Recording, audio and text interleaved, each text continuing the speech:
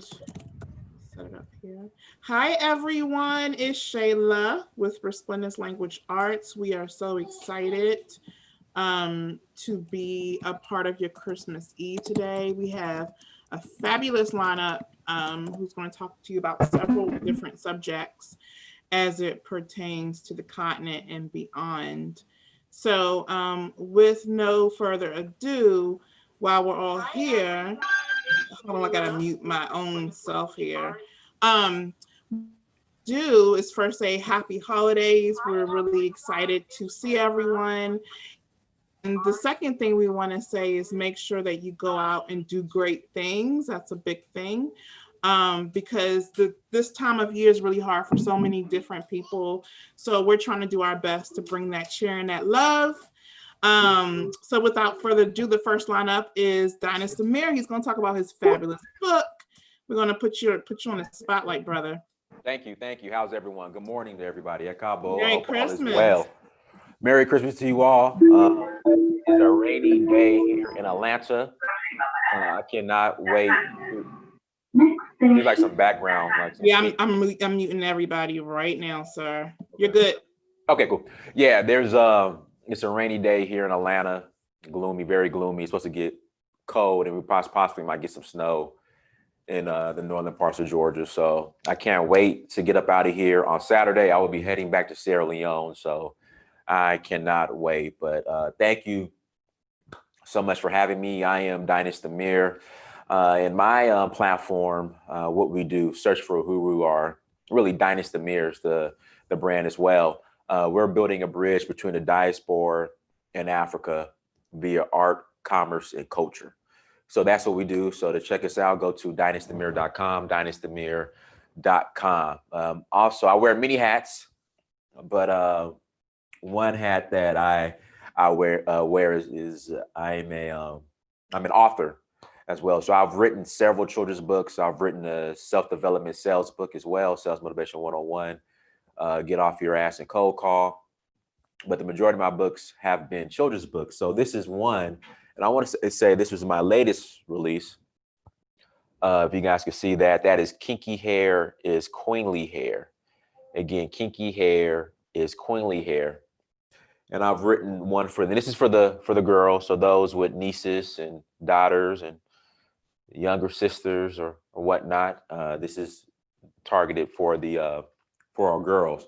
And I've written one for our boys as well. Kinky hair is kingly hair. So the purpose or motivation behind the book is I want our youth to be comfortable in their skin and who they are. You know, the images that the media has put out in regards to Black people is that we is causing our children and even adults to hate our natural selves. So I want our children to be comfortable, not just comfortable. I want them to be proud of who they are, proud of their natural features, and proud of their uniqueness. And one of the uniquenesses, our hair. We're the only people on this planet with this texture hair. So in kinky hair is queenly hair. What the book's about is other women who've changed the course of history, who have made an impact on humanity, who are Black, of African descent, and also who have hair, kinky hair, just like Amina, who's the main character in the book. So go to dynastymir.com, again, dynastymir.com, and you can grab your copy there. They're available on Amazon.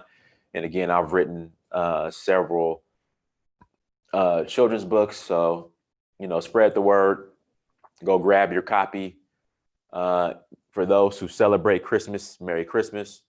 For those who celebrate Kwanzaa, Happy Kwanzaa. Mm-hmm. Happy Kwanzaa. And then again, dynastymir.com if you guys would like to reach out to me. So, and then what I'm actually going to do too is going to purchase a couple of your books and take it back with me, to Zanzibar, because we definitely want to empower our youth. not even about acceptance. I think you should be able to naturally accept who you are. Right, exactly. But just have more confidence about that, you know. Like you, I'm from the East Coast too. Where are you? Where are you located? Maryland, DC. Okay. Is it snowing up there? No, it's literally cloudy, but no snow. Okay, I'm headed up that way. I fly out of DC on Saturday. So yeah. IAD. Yep, IAD. Dulles, yeah. By the way, that's like a really good. Sorry, I had a kid in the back. That's a really good airport to fly out of too. They were pretty clean the last time I went. But anyway, I'm so excited to purchase your books from you and make sure that the children over in East Africa have the opportunity to read your book. And I just love what you're doing in your platform too. So thank you so much for coming today. I did post your link in the YouTube chat. Did you have any additional words as well? No, just thank you for reaching out. You know, thank you for considering me and having me on your platform, and thank you for the support. And everyone, enjoy your holidays. And I will see you guys, or you guys will see me, or I'll see you guys on the continent. I'm dipping Saturday. I can't wait to get out of here. I'm so excited for you. I will hopefully see you when I'm in West Africa. I'm gonna be in East Africa for a while, but I will see you. I know I will. Okay. Thank you, brother. No problem. All right, so we're gonna let him out the chat. And then I wanted to talk with you guys about our next guest. Not yet Rebecca, she's coming, but we do have Santa Claus in the house. He is in the house. And he's just going to say hi really quickly. Let me take you off of mute so you can say hello. Ho, ho, ho. Hello, Merry Christmas, everyone. How are you doing? He's going to be giving us lots of gifts and dropping some Mauritian Creole today. So we're really excited. So I'm going to take the spotlight off of you for a second, Mauritian Santa Claus. And then Justo, I'll talk for Justo. So unless Justo, if you can hear me, did you want to speak, Mr. Justo? I know he's on a sub. That's why he can't talk for, I might as well talk for him.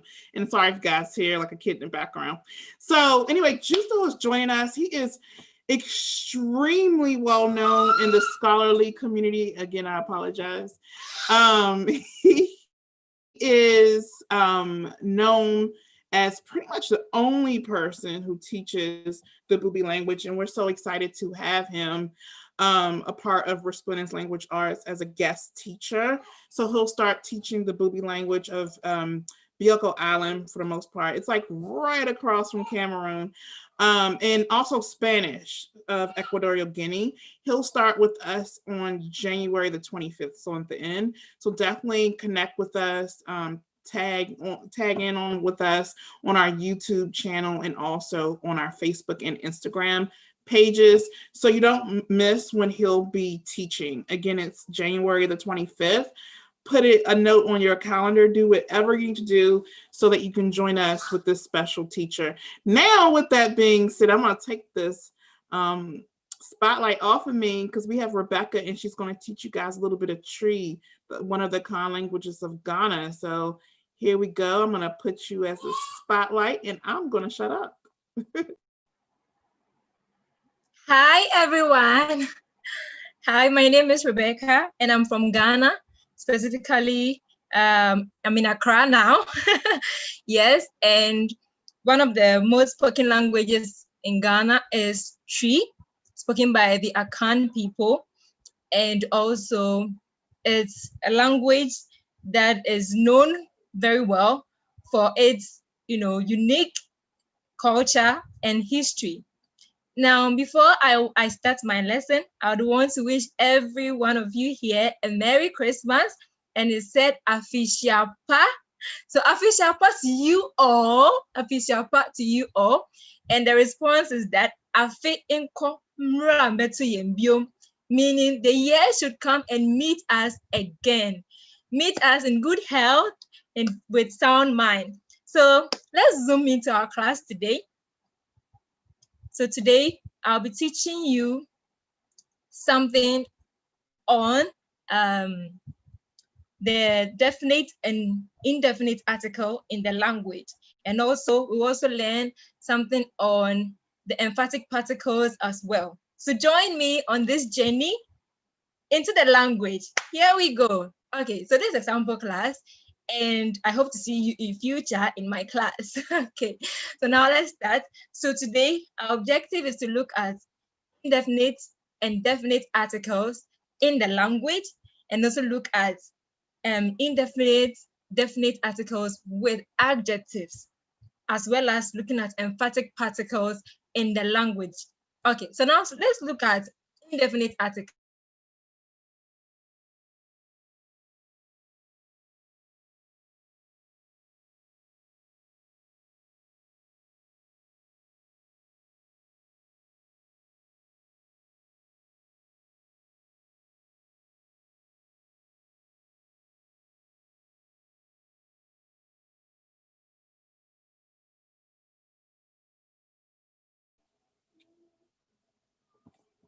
Oh, I think we lost her. She should be back shortly. Let me go back and take control here.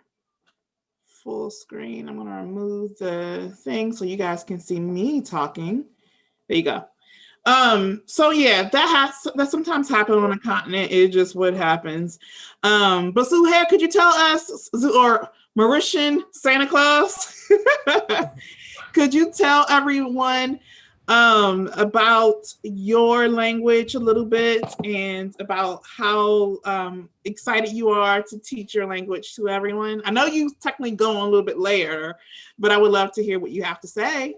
No problem at all. Hi, everyone. So my name is Zuhair, and I'm from the island of Mauritius, which is found in the middle of the Indian Ocean. So I was born here, and I'm 24 years old. I studied French and Mauritian Creole at the university and have a degree in French and Creole studies. So Mauritian Creole is basically 95% to 90 to 95% French-based vocabulary, and the rest is English and other African language. So it's a mixture of French and also other various languages. And the Mauritian people, what is great about Mauritius is that you have various other ethnicities, like you have Indians, Muslims, you have Chinese, you have Christians, you have a lot of ethnicities in Mauritius, and they all speak Mauritian Creole. We also speak French and English, but we all speak Mauritian Creole, which is not really the national language, but is the mother tongue of the island. And everyone at home, in the bus, at work, everyone speaks Mauritian Creole. And it's something that's very interesting to learn, very interesting to experiment with, because you can find some words in other languages. For example, mort in French and mort in Mauritian Creole, which means the same thing and which is pronounced not really the same way, but there's some similarities between the two.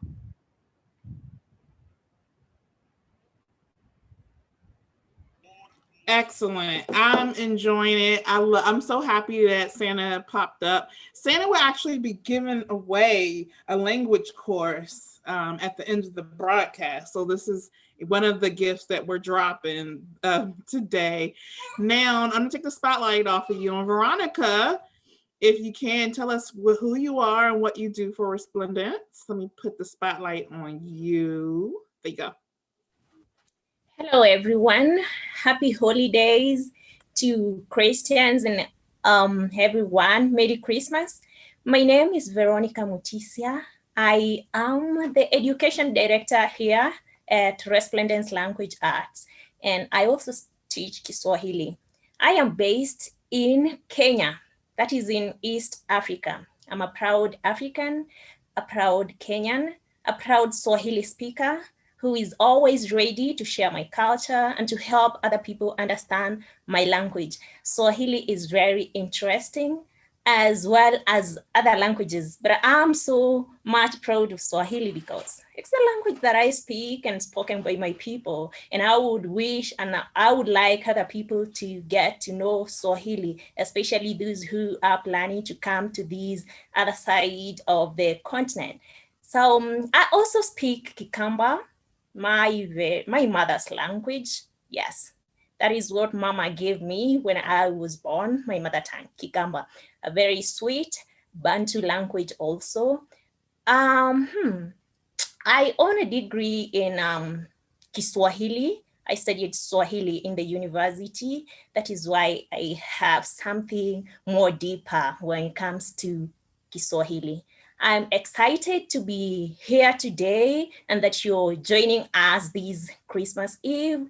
Please walk with us. We have so much to offer you here at Resplendence Language Arts. Make sure you follow our pages, our social media pages, and subscribe to our YouTube channels. We just have a lot of content there. We have loads of videos on our YouTube page. You can view, we offer Swahili, Twi, Fon. We have also Mauritian Creole. We've just seen, yes, our center from that other side of the continent. We also have so many other African languages. So if you're looking forward to learning any African languages, kindly reach out to us. We'll be very happy to help you learn.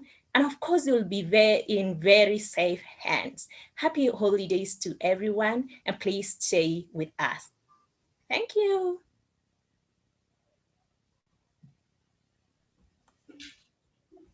I was talking and I was muted. Thank you so much, Veronica. Let me put my start camera on. We have Rebecca back with us as well. And by the way, Veronica has an amazing class. I actually take part in her class.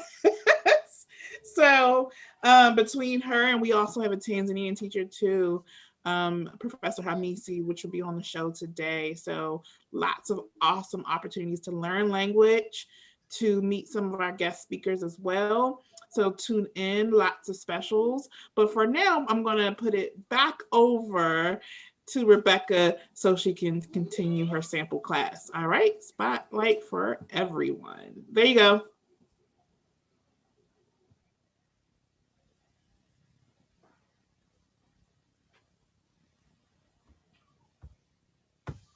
Hi, everyone. Welcome back. Thank you. Thank you. Sorry about that. You know, the network sometimes messes up here. Okay, so now let's continue from where we ended. So back to what we're looking at.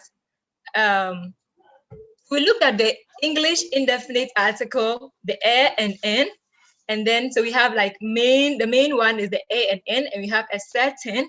So we're looking at examples of this. Now let's look at what we have in our language, the Twi language. So Akan and make indefinite overtly by the use of the marker B. So I spotlight the use of can, and I spotlight the use of overtly. I use the word can because it can also do that, use indefinite using bare nouns to do that. And I also use overtly because we can use that to the use of bare nouns as well. So we have the B. So for example, Papa bi wo aduane bi. So Papa bi means the man. So a certain man, a man has a certain food or some food or a food. So B can mean a, it can mean some, it can mean certain. Unlike in English where we have distinct words for the use of, the indefinite, here B can, stand for all of that. It can stand for certain, it can stand for some, it can stand for a as well. So let's look at this example. Menom insiobi. So menom insiobi, then the verb here is nom, which is drink. The past tense, to just make a past tense is simple. It's just to elongate the last sound So the verb here is nom. So the last sound is the sound. So we elongate it, and then we have I drank a certain water. So a certain, you can also use for some. So I drank some water, I drank a certain water, I drank, you can't say a water in English. So certainly we're going to use certain water or some water to talk about the indefinite.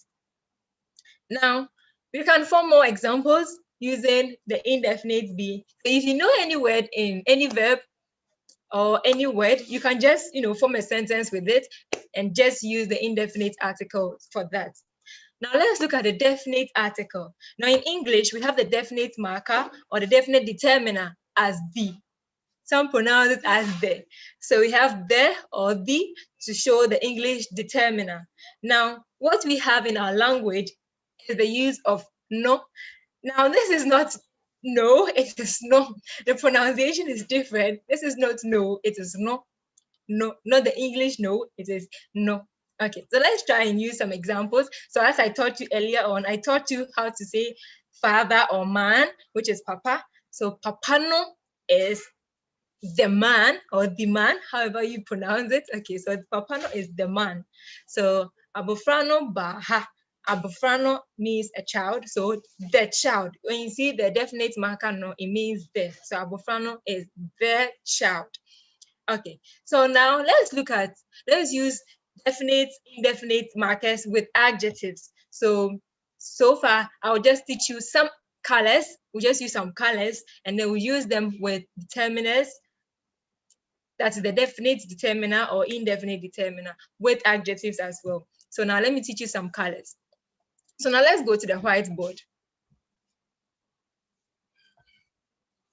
Let's use the whiteboard to learn some colors. So the first color we'll learn is red. Now to say red is koko. Koko means red. Yes, let's pronounce it together. Koko meaning red. So we'll use them very shortly. So stay tuned. We'll use them shortly. So let's learn other ones. Another color is white, which is fita. So you can join me in pronouncing that. Fita, which is white. Yes, white. Fita, white. Okay, let's learn another color. Let's learn black.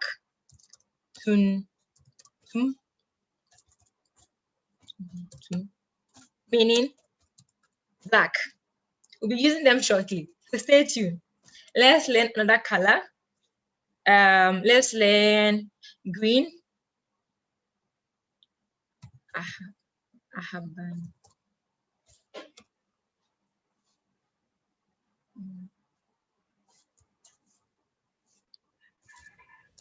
Ahabamono. Good. Ahabamono, which is green. So with these four colors we've learned here, let's try using them with other determiners and adjectives. So stay tuned. We'll be looking at them shortly. So let me erase them and let's go back to our class. Okay.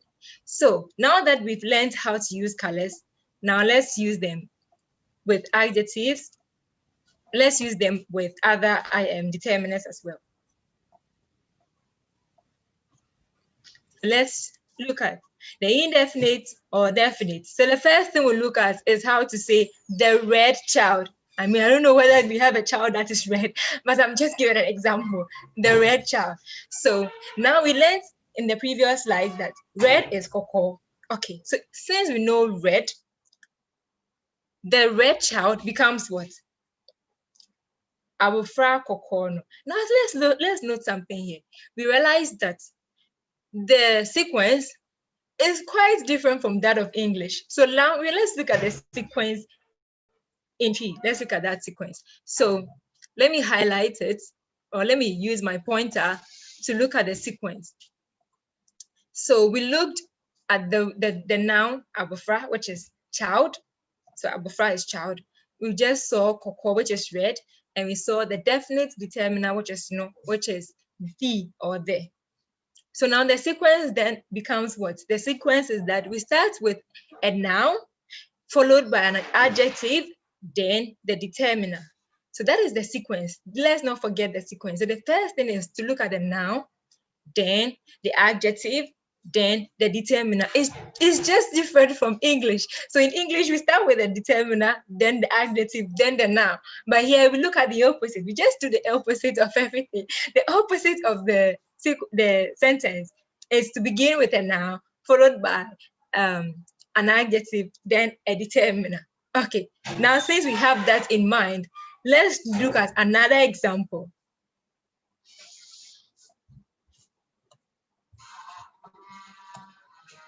The white dress. So what should we start with then? We'll start with the dress first, then we come to white, then we come to the determiner the or the. So if that is the case, dress is atade, and then we've already looked at the color white, which is fita. So atade, fita, no. Again, we see that the sequence is starting with a noun, adjective, and a determiner.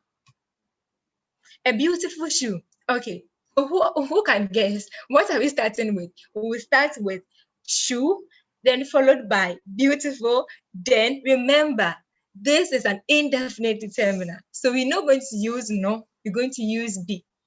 If that is the case, then what are we going to get as the result? This is what we're going to get. Impobwa, fefefe. So fefefe is beautiful, and then is be. So impobwa, fefefe, be. That becomes the answer for this phrase. Okay. Now more examples. So just imagine, just try and form some sentences in your head, and then, so you can just a phrase. Okay, you just get a noun, then get an adjective, and then put a determiner there. Then you get a phrase, the true phrase. So simple. It's very simple. Okay. So now let's look at other determiners. Now that we've already looked at the sequence, let's try and use other determiners. Remember, the sequence is the same. The sequence is the same, but we're just going to use other determiners.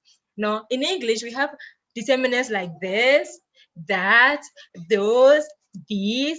Yes, these ones are also determiners. Now, how do we use them in our language? Okay, remember the sequence, remember the sequence. Don't forget the sequence. So now that we know the sequence, let's try using them. So let's look at first determiner, the other ones. So we'll start with this. Now this, in English, when do we use this? Yeah, I'm asking a question. Yeah, when do we use this? We use this when we are pointing at something. Yes, in English, we use this when you're pointing at something. Okay, so now that we know that we use this when you're pointing at something, don't forget, we use this for pointing, and we also use this when the object is closer. For example, let me use my phone. I have my phone here.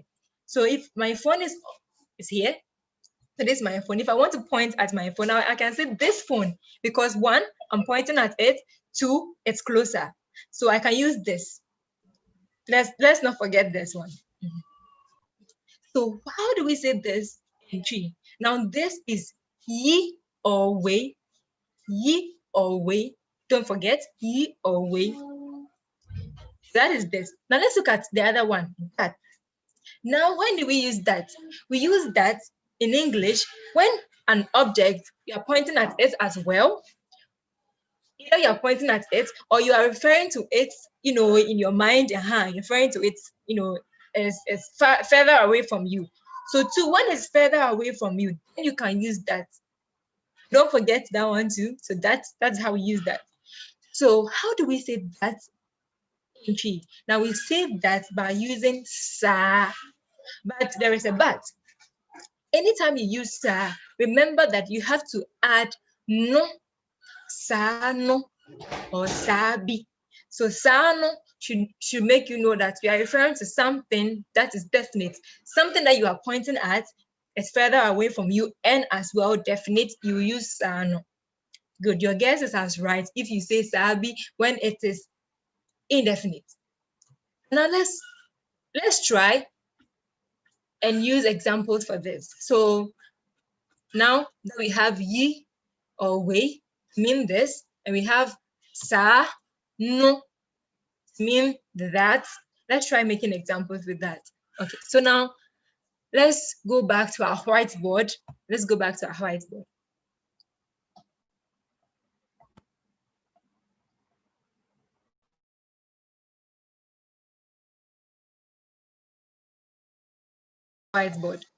let's try and say, now we've learned some nouns. We've learned how to say man, papa.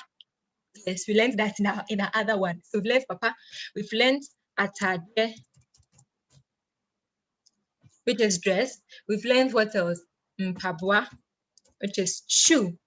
Now we're going to use these ones to form examples. So if you want to say this man, remember the sequence.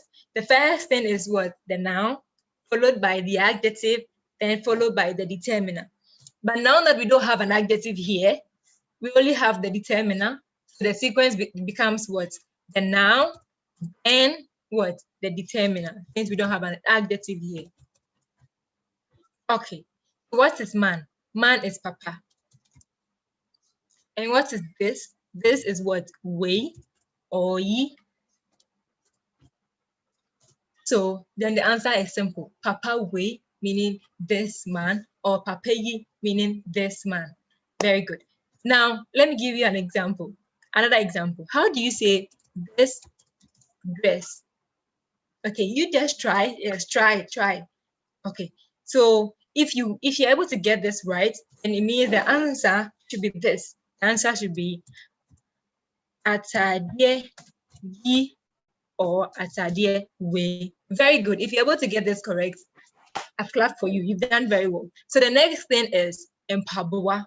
How will you say this shoe? If you get this right, I'll clap for you. Okay, so shoe is what? Empabua. And then we have ye or we. If your answer is this, it means you are right. Very good. Now let's use that. Let's use that. How will we say that man? How are we going to say that man? That man, we already know that man is papa. So we're going to start with papa. Then that is what? Sa. So if that is the case, how then do we say that man? Remember, this is a little different from what we've learned so far. So we'll start with sa. Yes, sir. I'll explain later. Sa, papa, no. Now let's look at something. Here, you cannot just say sa, or you cannot say papa sa. No, it's wrong. Remember, we saw that to say that, you have to say sa and then no. Sa and then no. So if we have to say sa and no, then the noun must come between sa and then no. This is a little different from what we've studied so far. So the answer then becomes what? Sa, papa, no. Sa, papa, no. So if this is the case, then wherever we have to put the noun, then we put it between the sa and then the no. So let's use atadie, for example. So it becomes sa, atadie, no. Sa, atadie, no, meaning that dress. Meaning that dress. You get it? Yes, good. So now, if you have any comment or any question, you can put it, in our chat. Then we can answer that for you. So sa atadiano becomes that dress. Now let's say that shoe, for example. Let's say that shoe. You just have to follow the rules. So we just have to put sa mpabua no. Sa empabua no. Just put the noun between sa and no, and that is it. That is it. So that is how we form use the this and that. Now, how then do we get those? Those. Good question. I didn't look at those and these. Okay. Now, how do we get these ones? They are just like what we've looked at so far. They are just like what we've looked at so far. So let's go back to our slides and learn something new. Okay. So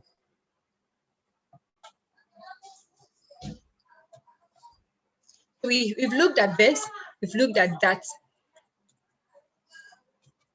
So how do we get these and those? Now, to get these and those, it's just simple. You just follow what we've learned in this and that. Now, when do we use these? We use these when one, we are still pointing at an object. Two, when it's closer to us. So we realize that these is just the plural of this.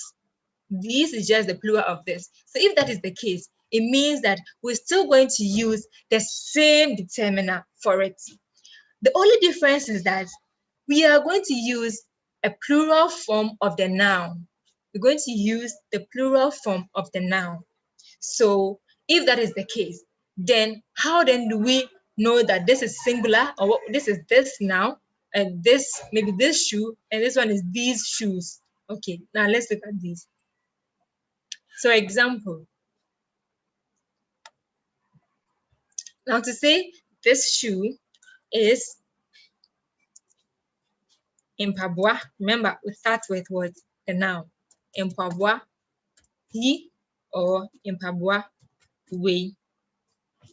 Now in Akan or in tree, Impabwa is used for both singular and plural. So we still get Impabwa.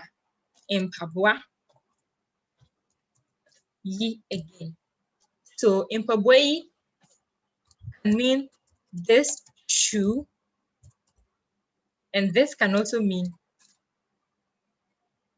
So now Impabwa ye is still this shoe. So to show that, as I said, we said Impabwa is what? For both singular and plural. So now how do we know that this is for these shoes or this shoe? You just add num. Simple. Impabwa ye num, to say these shoes.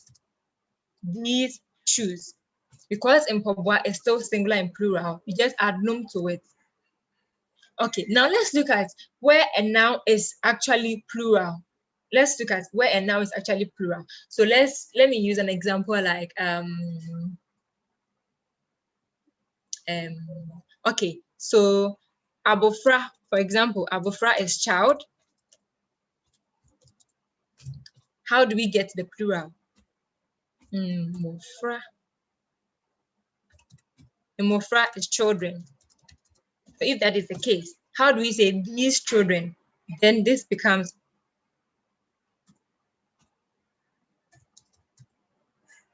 Mofrai. Now, the difference between this one and this one is because shoes is both singular and plural, we still have to use ye. But because this one is different from child and children, we have the plural form of child as children. So Imofra is children. So Imofra yi automatically becomes what? These children. So the speaker knows that if you say Imofra yi, you're talking about what? These children. But where the noun is the same as plural and singular, you have to add num to it to show that you're talking about the plural form of that entity. Okay. Now, since we understand this one, let's look at other things. So now let's come to emphatic particles. Now, emphatic particles are used to talk about emphasis, just to show emphasis to certain things.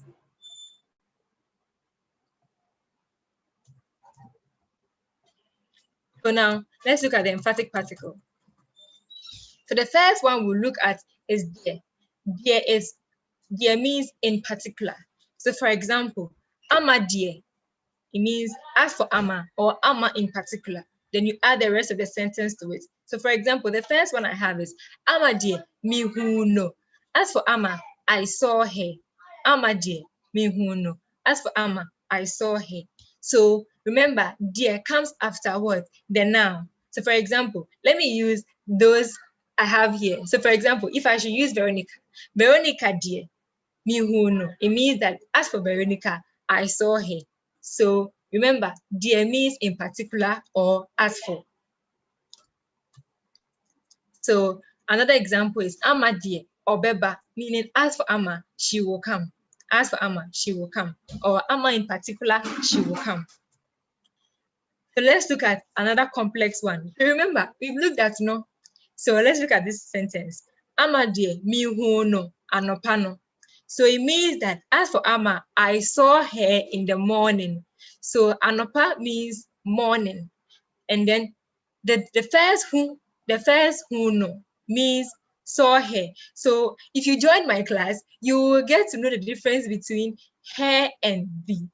So in tree, we have no to mean her, We have no to mean the definite article there.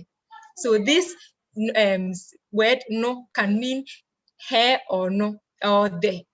If you join my class, I'll explain more of this to you. Okay, so now let's look at next one. The next one, other examples. Atadie yi die enyefe. So we see yi, which means this, and die. So this dress in particular is not nice. So you see that atadie yi, this dress, then the emphatic particle comes after it. So it becomes atadie yi die. Then you add the rest of the sentence to it. Amana mihuno anopano. Amana. So the next one we look at is na. Na means, showing focus. That one was a focus particle, showing that you want to put emphasis on somebody. So for example, ama na. Bringing na will mean that they are putting focus on the noun. So for example, ama. So we can put any person's name there. We can put Veronica, you can put Sheila, you can put anyone that you know's name there. Then if you bring na, it means you're trying to focus that person. So it will mean it was, then the person's name will be attached to it. Okay. So other ones that we'll look at is inkwa, ankasa, and pe. Now inkwa means only. Ankasa is used to emphasize on entities, and pe can also mean only, but when it is used with numbers. For inkwa, let's look at inkwa. So ama inkwa, it is only ama na or pe masem. It is only ama who likes my issue or who likes my case. So here you see that I bring the inkwa afterwards, ama. Baye inkwa na mepe. It is only yam I want. So baye is yam. So inkwa comes after it to say it is only the yam that you want. Pizza inkwa na mepe. So pizza means, pizza is pizza. So if you bring inkwa after pizza, it's only trying to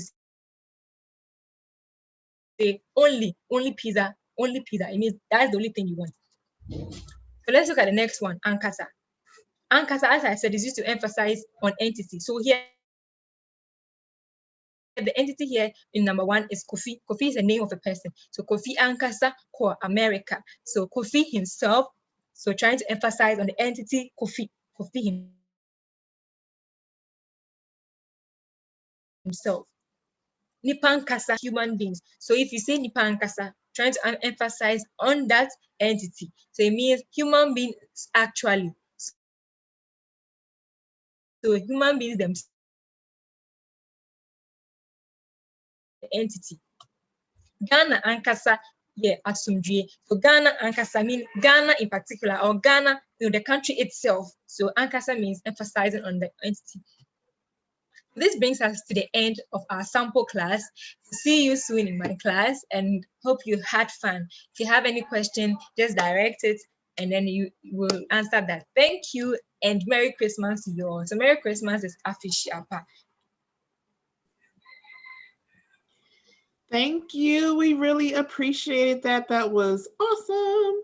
So I just want to also remind everyone too, I think a lot of people don't know, is that we offer a scholarship. So our scholarship is located, and we'll put the information in the chat, but is www.patreon.com/resplendence.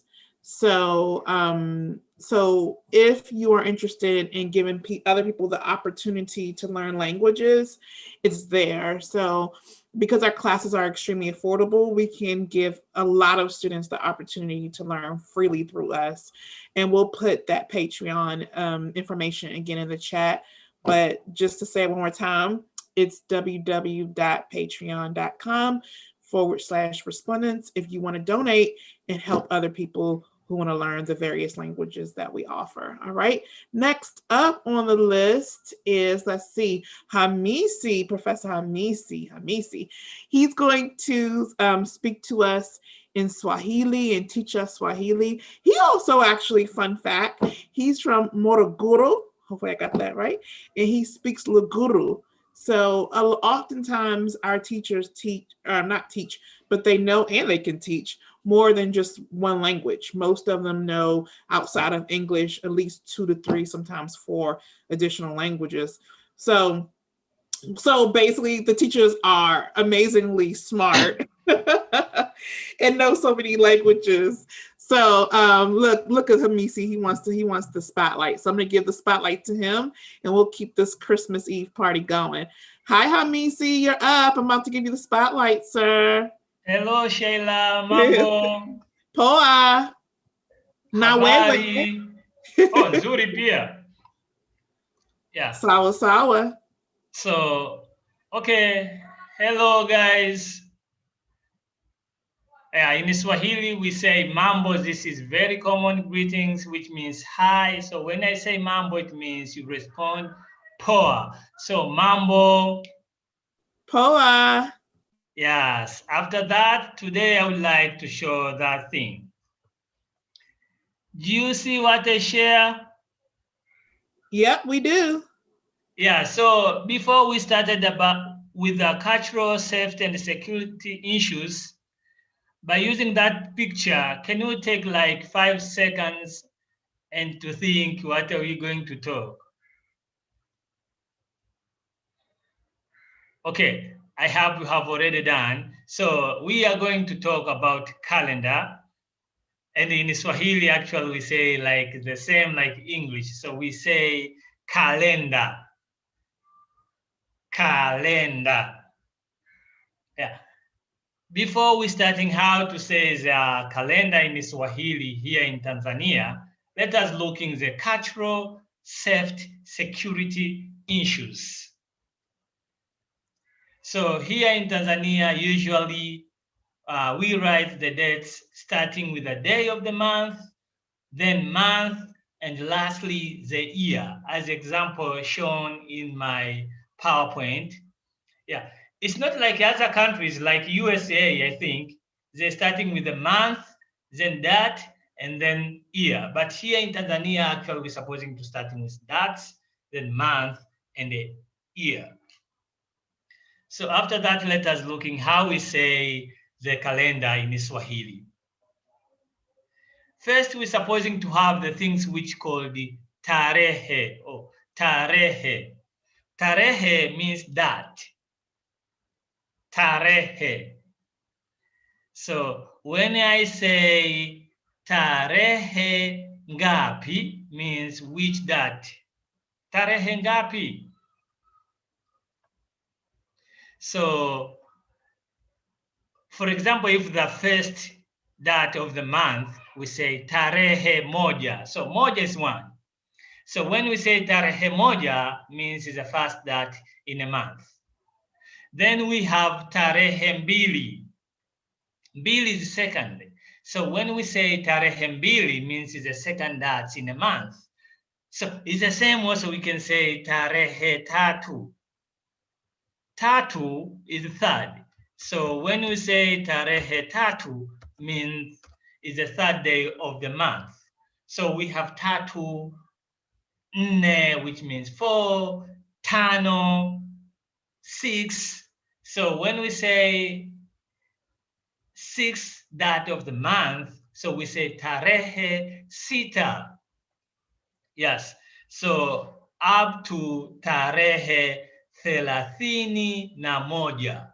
So thelathini is 30, and thelathini na moja means 31.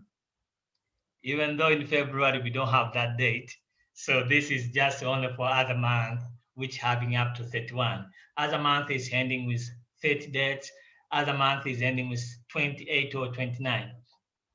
And in Swahili, 29 is ishirini na tisa. So if someone asking you tarehe ngapi means what date? If it's 29th, you can say tarehe ishirini na tisa. So tarehe ishirini na tisa, which means 29. So that 29th. So if someone asking you, Leo is today. Leo ni tarehe ngapi? Leo ni tarehe ngapi? And today is 24th. So how do you say? Here is easy. So you can say tarehe ishirini na nne. Wow, tomorrow is Christmas. So tarehe ishirini na nne means it's date 24th. So from here, let us look in the next step, because in Swahili, as I told you, when we starting from the date, the second thing is month. So if is the first date, maybe of the February or of the January. Sorry, I like February because it's my birth month. So most of the time I prefer to mention that month. So if it's the first that in maybe February or January, so we have that thing. Oh, I'm coming again. So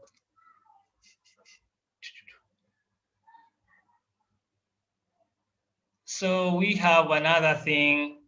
Yes. The heading there is kuna miezi mingapi katika mwaka. Kuna means there is. Mwezi is singular. Mwezi. So mwezi is singular, but miezi is plural. Mwezi is singular. Miezi is plural. So kuna miezi mingapi katika mwaka means there is how many months in a year. Hope everybody knows we have 12 months in a year. So we have mwezi wa kwanza. Mwezi wa kwanza means kwanza is first. Moja is one, but here kwanza is first. So it means it's the first month of the year. So otherwise also you can say we assimilate from English. We can say mwezi Januari. So mwezi wa pili, pili is second. Means is the second month of the year. Otherwise you can use assimilation way, mwezi February. So mwezi wa tatu, tatu is 3. So this means the third month. We are doing the same up to mwezi wa kumi na mbili. Kumi na mbili is it's 12. So it's December.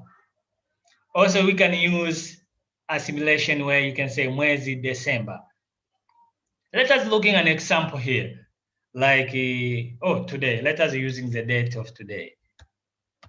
Yeah. I have the dates, because in Swahili, yes, actually, we're starting with the dates always. The second thing is month. So how do you say this calendar? As I told you, that we say tarehe. So here you can start with tarehe ishirini na nne. Ishirini na nne. Ishirini na nne means 24th. So that 24th. Tarehe ishirini na nne, mwezi. Mwezi is month. So mwezi December. You can say you can do a math actually here. You can do a math. You can use English way as we assimilate, and also you can use the Swahili way. So here you can say mwezi wa kumi na mbili au mwezi December. It's okay. Take like 5 seconds also again to say or to think yourself, how do you say this one? 10. If 10 is kumi, kumi in Swahili, 10 is kumi. And this one, how you say 10th? That 10th in April. Take 5 seconds.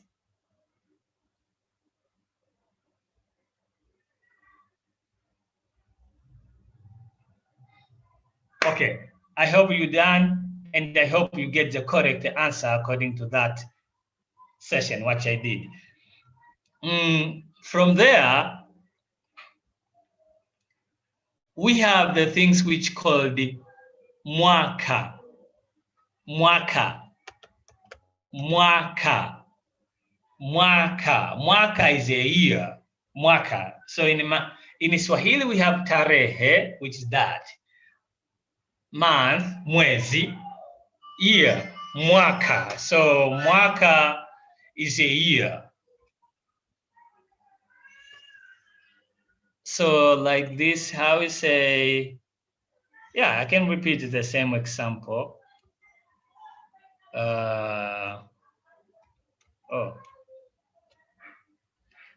So how do you say this?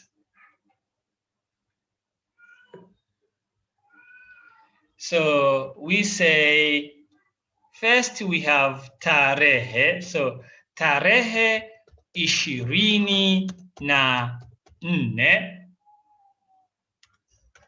Tarehe 24 mwezi Desemba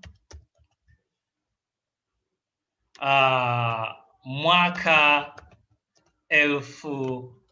sorry, it's too long like a sentence. Mwaka 2020. So 2020 is 2020 is 20, so 2020. Even though in Swahili, we are not saying like English, English sometimes we can say 2020. Like here in Swahili, we're supposing to say 2020, but we are not saying 2020, we're supposing to say 2020.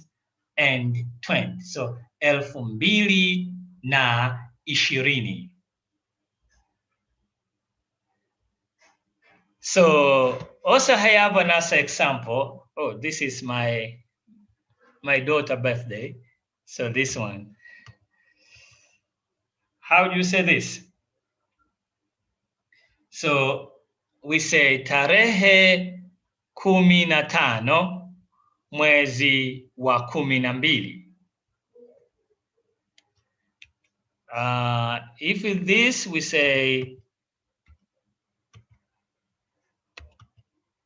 tarehe 15 mwezi wa 12 mwaka 2019, which means 19. So after here, we have the things which called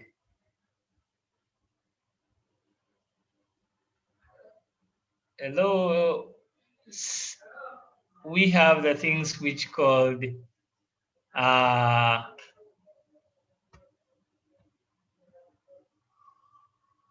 Sikuku.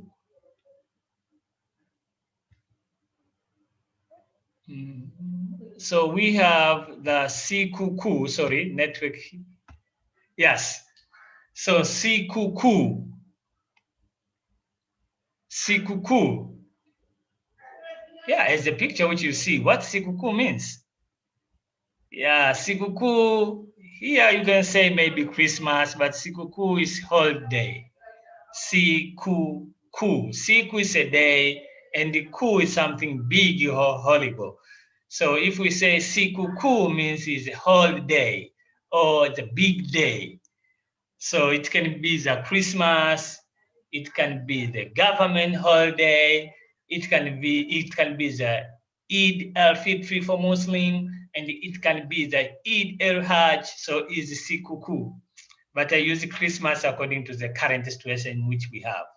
So how do you wish someone happy Christmas and happy New Year? So in Swahili, we say heri is like blessing. So heri. So heri ya Christmas means happy Christmas. Na mwaka mpya. Mwaka mpya. Mwaka is a year, as we said before. And mpya is something which is new. So mwaka mpya is happy new year. So heri ya Christmas na mwaka mpya means Merry Christmas and Happy New Year.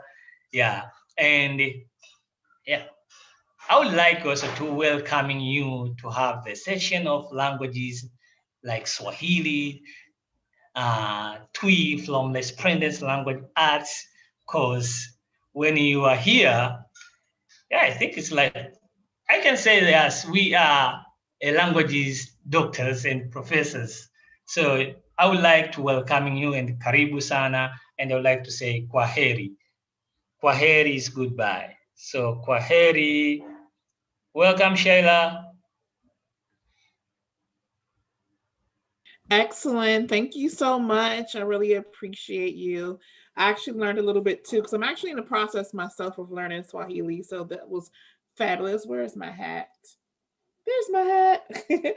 Anyway, our next guest is Santa himself, which is Professor Zuhair, and he's going to teach us all about Mauritian Creole. So if you ever want to go to the beautiful island of Mauritius, he can help you, right? So we're going to bring him up next. Give me 1 second. Let me let you go. I'm going to make you put a spotlight on you.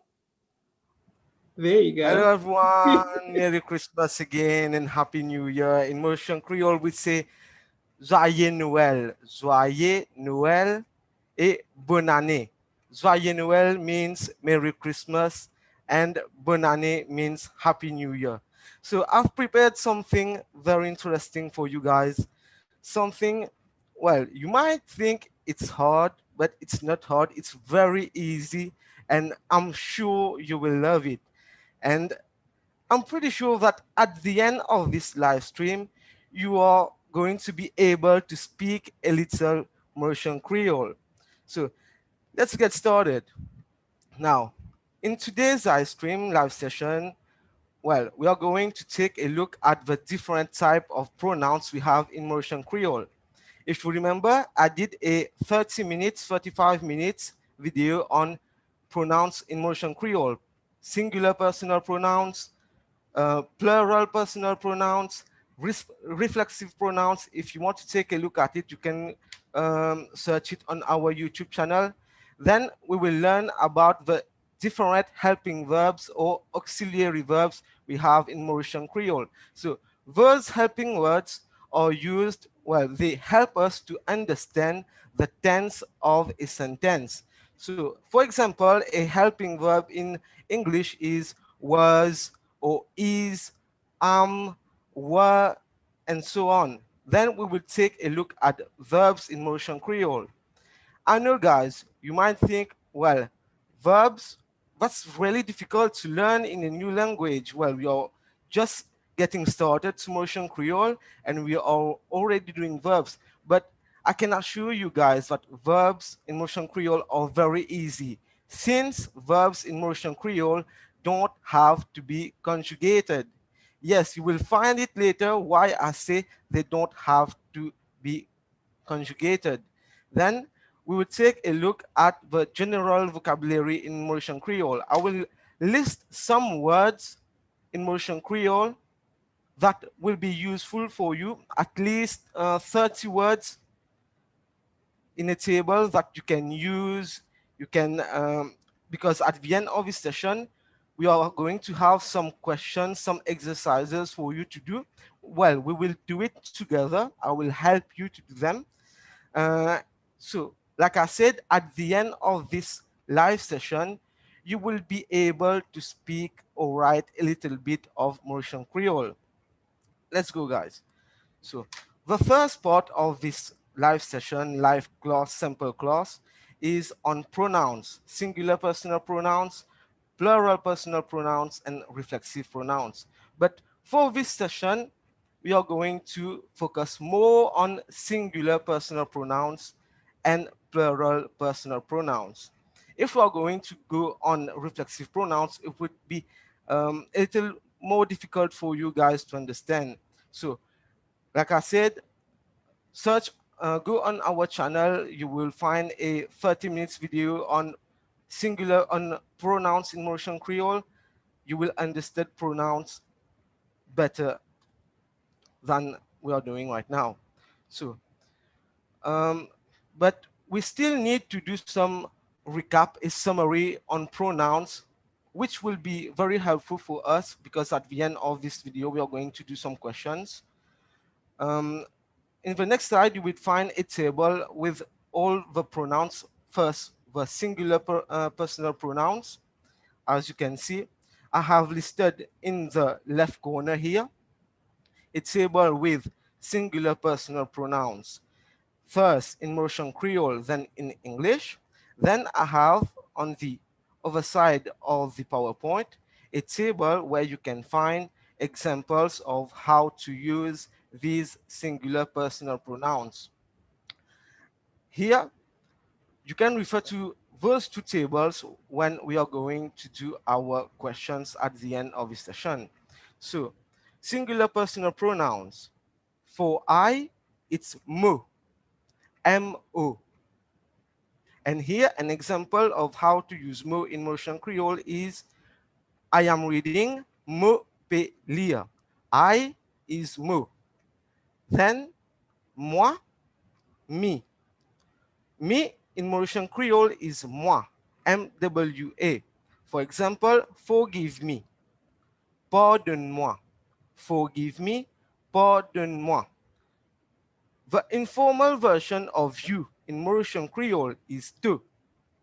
So for example, if you are talking to a friend, if you are talking to a brother, you would use the informal version of you, which is tu in Mauritian Creole. For example, you are running. Tu peux galoper. Right? Tu is the informal version of you in Mauritian Creole. Next, ou, the formal version of you. So ou is the formal version of you. If you are talking to a teacher or a professor, if you are talking with, for example, a member of your family, your grandfather, for example, you would use the formal version of you, which is ou. For example, you are talking, ou peut causer, ou peut causer. Now, toi, the objective form of you. For example, can I come with you? Why we say objective? Because the pronoun is not the subject of the sentence. What is the subject of the sentence here? I is the subject. So, for example, can I come with you? Est-ce qu'il me capable vin avec toi? You objective form is toi. And here, for the last one, very easy. You have he, she, him, her, it. All those 5 pronouns in Mauritian Creole, we will use only one pronoun, which is li, L-I, li. For example, he is playing. He in Mauritian Creole is li. She is looking. She in Mauritian Creole is li. It is barking. Li pe aboyer. It in Mauritian Creole is li. Speak to him. Him in Mauritian Creole is li. Accompany her. Her in Mauritian Creole is li. So the last one, li, is very easy because he, she, it, him, her, they all use only one pronoun in Mauritian Creole, which is li. Let's take a look at our next slide, which will be on plural personal pronouns. Again, you have 2 tables.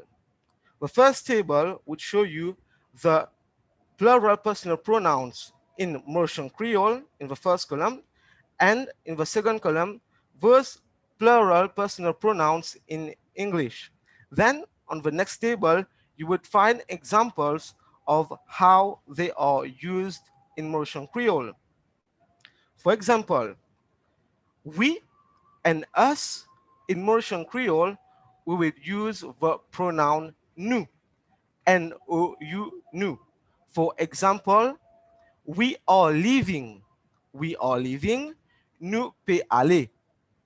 We are leaving. Nous peut aller. Also, us in Mauritian Creole, we would use the pronoun nous, N-O-U. Come with us. Viens avec nous. Come with us. Viens avec nous.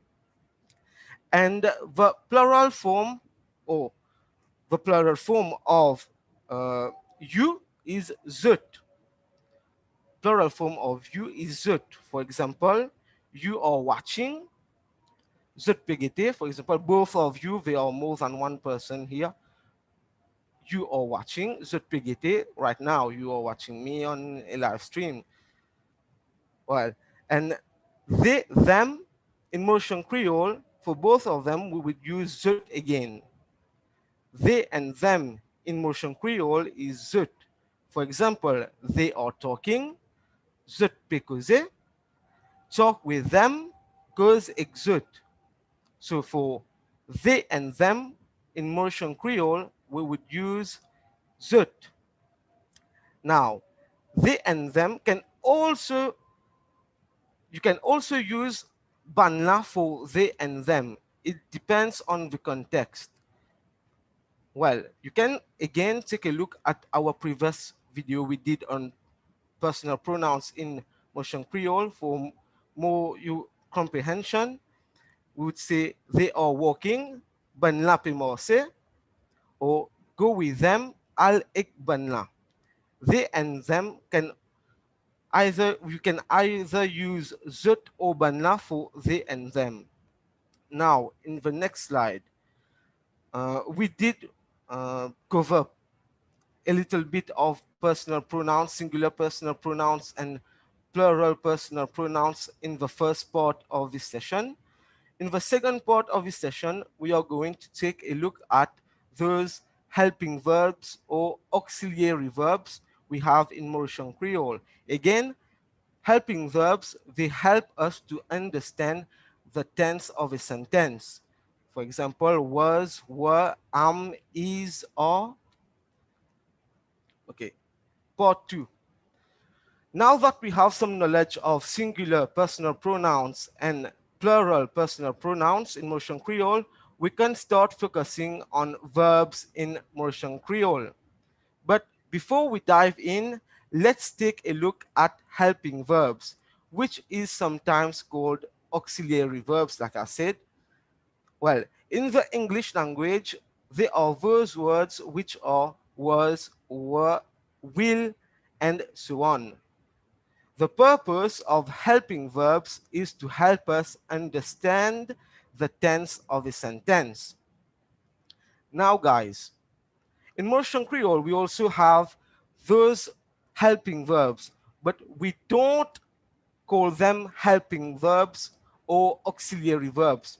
We would call them marqueurs prédicatifs or TMA. When I was at the university, we would call them TMA, temps, mode, aspect. You don't need to learn how they are being called. For example, marqueur prédicatif or TMA means temps, mode, aspect. Just know that they are there and that in Mauritian Creole, we use them to know which tense we are going to use. Well, they are most of the times before the main verbs. They are before the verb. So like he is running, is a helping verb, and the main verb is running. So is before running. In the next table, you will find a list of those helping verbs in Mauritian Creole. I have done a small compilation of them.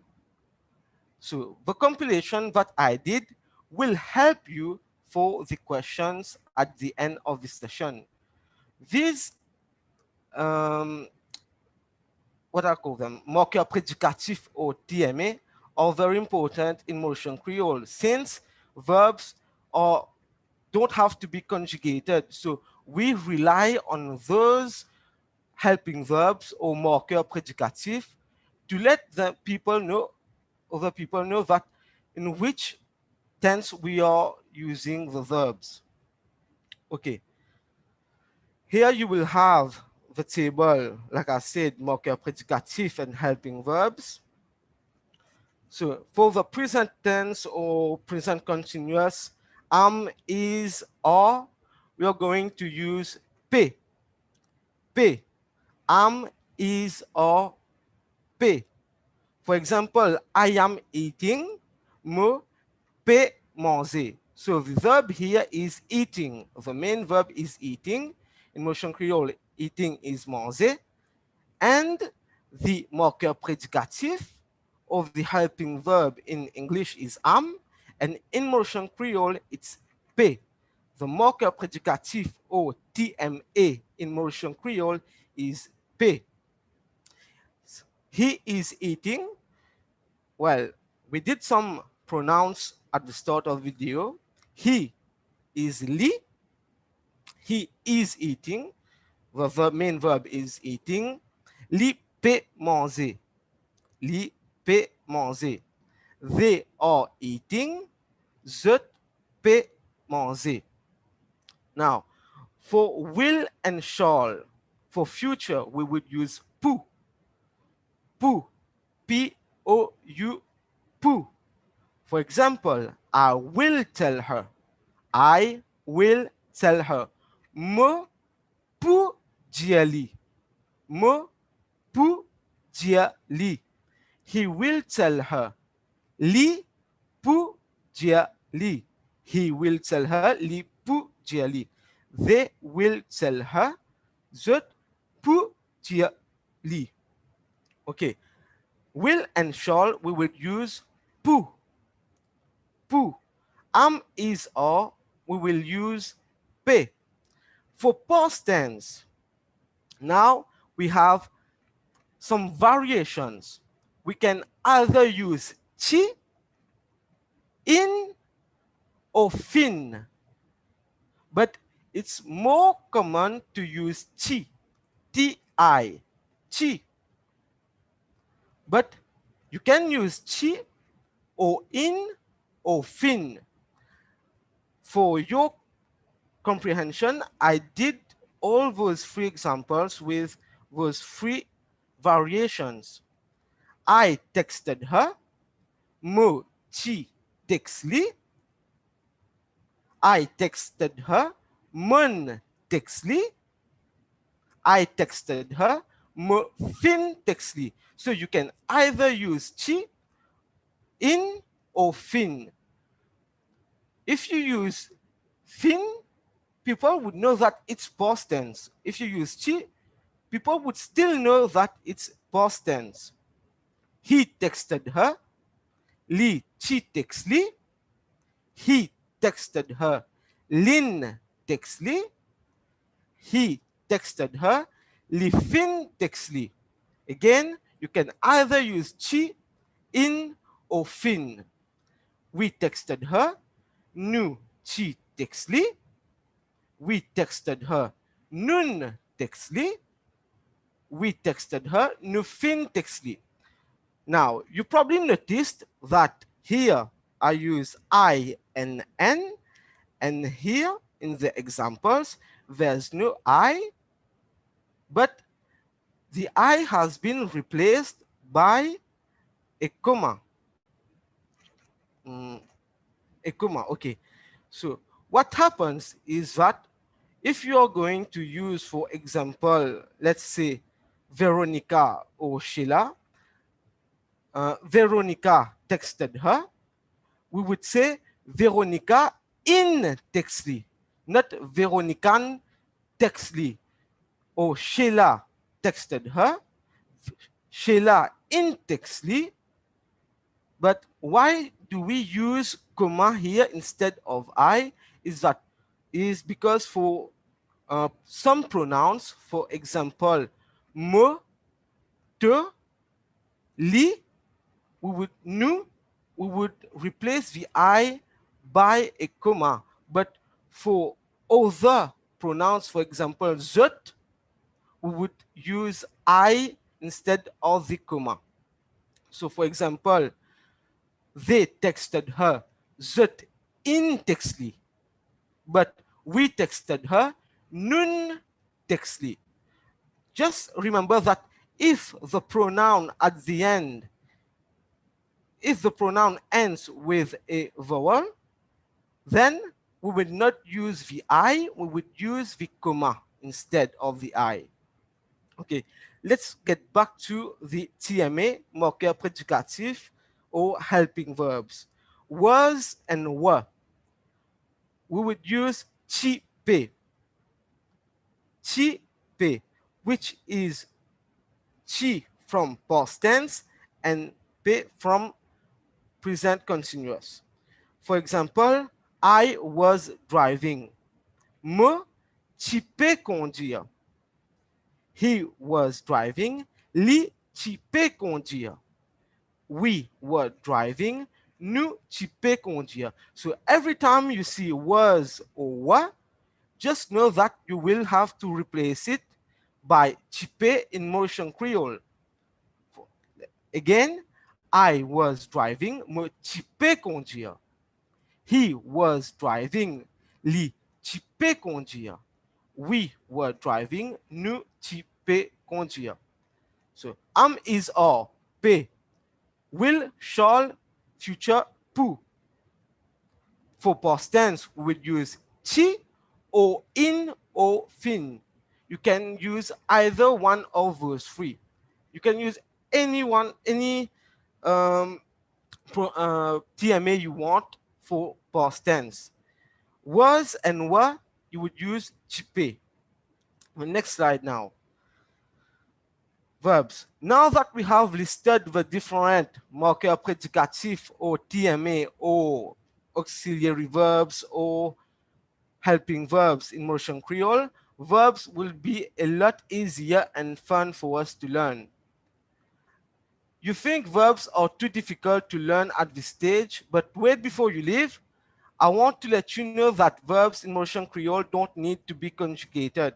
Yes, it's true, verbs in Mauritian Creole don't have to be conjugated. So there are two forms of verbs in Mauritian Creole. So you would have long form of verbs and short form of verbs. So remember, two form of verbs. Sometimes you would see later that some verbs remain the same. They don't have two forms. They only have a single form. So either a short form or a long form. And a lot of times you will see that long forms of a verb is the same as the infinitive form of the verb. I will show you some examples you can understand better. So let's take a look down here. Example of long form and short form of a verb in Mauritian Creole. Let's take, for example, the verb to go. To go. So in Mauritian Creole, to go is aller. So aller is the infinitive form of the verb to go. Aller. And the long form of the verb aller is aller. So infinitive and long form always the same. They don't change or whatever. They always remain the same. And the short form of the verb aller is al. Al. When do we use the long form of the verb or short form of the verb? Well, there are two specific rules that you have to keep in mind when you are using verbs in Mauritian Creole. The first specific rule and most important is if the verb is at the end of your sentence, then the verb will take the long form. For example, in the previous slides, we said he was eating. Okay, he was eating. If you take a look here, no, let's use, okay, he was driving. He was driving.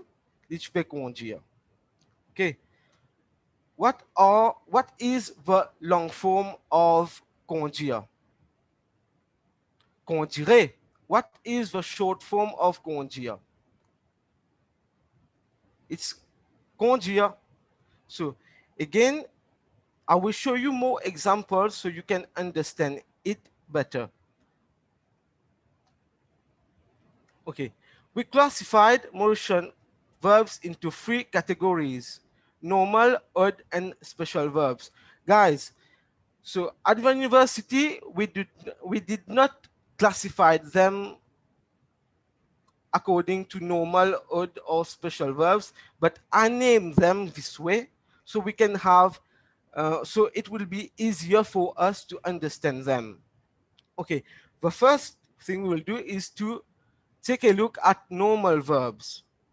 Why do I call them normal verbs? Is because to create the short form of that verb, you only have to remove the last letter of the verb. So let's say, for example, here, to go, aller. The long form of aller is aller, and the short form of aller is al. The verb aller is a normal verb since you only remove the last letter, which is e, in the verb. Okay, let's take, for example, the verb to talk in Mauritian Creole, which is causer. Causer is the infinitive form and also the long form of the verb. To make it in the short form, you only have to remove the last letter, which is e, and it becomes al. So you have ale and ale and al. Ale is the infinitive. You have ale again, which is the long form, and al short form. So you only chop off the e from the long form and you get al in the short form. So that's why I call them normal verbs. This is because you only chop off the last letter, which is e, in the long form to get the short form of the verb. In Mauritian Creole, a lot of verbs or a majority of verbs follow this pattern. So it can be very easy to create short form of the verb. Okay, so in Mauritian Creole, we have a lot of verbs that belongs to the normal verbs category. That is, to create the short form, you only remove the last letter of the verb in the long form. So, causer, aller, guetter, guetter, remove last letter e, get short form of guetter, which is get. So you have various verbs like this in Mauritian Creole. So I gave you two tables again. The first table, you have the verbs, infinitive form, long form and short form, and examples of how we use them in Mauritian Creole. The verb to speak or to talk, infinitive form is causer. The long form is causer. Like I said, infinitive form and long form always the same. And the short form of causer is cause. So what we did to get the short form is just to remove the last letter e from the long form of the verb. You just chop off the letter e, the last letter, and you get the short form of the verb. To eat, infinitive form manger, long form manger, short form mange. Chop off the last letter. Guetter, to look at, guetter, long form is guetter, short form get. To think, penser, infinitive form, long form penser, short form pense. To see or to find, trouver, infinitive, long form is trouver again, and short form is trouve. Okay, let's use them in some examples. I talked to him. Now, remember, marker predicatif, TMA, or helping verbs. The past tense, we would use chi or in or fin, but it's more common to use chi. So for past tense, just use chi. Just use chi. Do not, well, you can use in and fin, but easier to use chi, easier to remember past tense chi. Okay, I talked to him. Me chi cause ekli. Me chi cause ekli. So the verb here took the short form of the verb causer. Why did the verb causer took the short form? It's because, like we said in this slide, if the verb is at the end of your sentence, then the verb will take the long form. If the verb is followed by another verb or relates to an object, the verb will take the short form. So if your verb is in the middle of your sentence, it will take the short form of the verb. If your verb is at the end of the sentence, it will take the long form of the verb. So since talk or causer is in the middle of a sentence, we would use the short form of causer, which is cause. Which cause écrit. I am eating. Am. In the previous slides, TMA, we said am. You would use pe, and eating, the main verb eating. Eating is at the end of your sentence, so you will use the long form of the verb, which is manger. Here you can see to eat, long form of manger is to eat is manger. Since eating is at the end of your sentence, you would use manger. He was looking at me. He was looking at me. He in Mauritian Creole is li.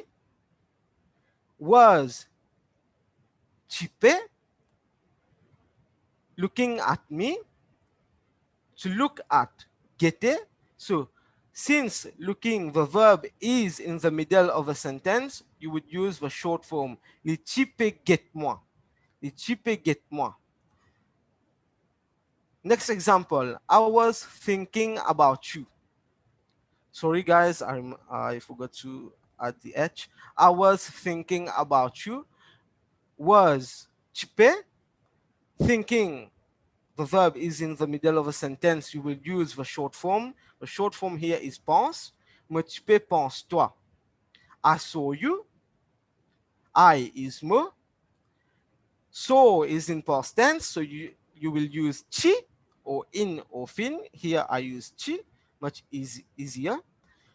In the middle of a sentence, we'll use short form. Short form of so is trouve. Me tu trouves toi. Okay, remember the rules when you are using verbs in Mauritian Creole. If the verb is at the end of your sentence, the verb will take the long form. If the verb is in the middle of your sentence, most of the time, it will take the short form of the verb. As you can see, only the verb manger took the long form since it is at the end of the sentence, while the other verbs took the short form since the other verbs are in the middle of a sentence. Okay, we did normal verbs. Now we are going to do odd verbs. So I call them odd because you cannot just remove the last letter of the verb like we did with aller, guetter, manger. You cannot remove the letter to get the last letter to get the short form. The odd verbs are not really common in Mauritian Creole. What I mean is that there are not many of those odd verbs in Mauritian Creole vocabulary. Let me show you why they are called odd verbs. Those verbs cannot take the short form by just removing the last letter, just like we did with the normal verbs. Fortunately for us, there aren't many of those kind of verbs. So what you understood is that you cannot remove the last letter of the odd verbs to get the short form. Again, I did two tables. The first table, verbs, infinitive form, long form, short form. Second table, examples of how you use odd verbs in Mauritian Creole. The first one is to finish. The infinitive form of to finish in Mauritian Creole is fini. The long form is fini, and the short form is also fini. Okay, guys, you cannot remove I from the long form of fini to get fin, fin. It will remain the same. The second example is to come. Vini, infinitive form. The long form of vini is vini, to come. And the short form is vin, vin. So the I was replaced by N. Next example, to ask, demander. The long form of demander, to ask, is demander, and the short form is demand. Demand. Next verb, to sell. The long form of to sell in Mauritian Creole is vendre, and the short form is van. To sell, vendre, long form, short form, van. To hear. The long form of to hear is tendre, and the short form of tendre is tan.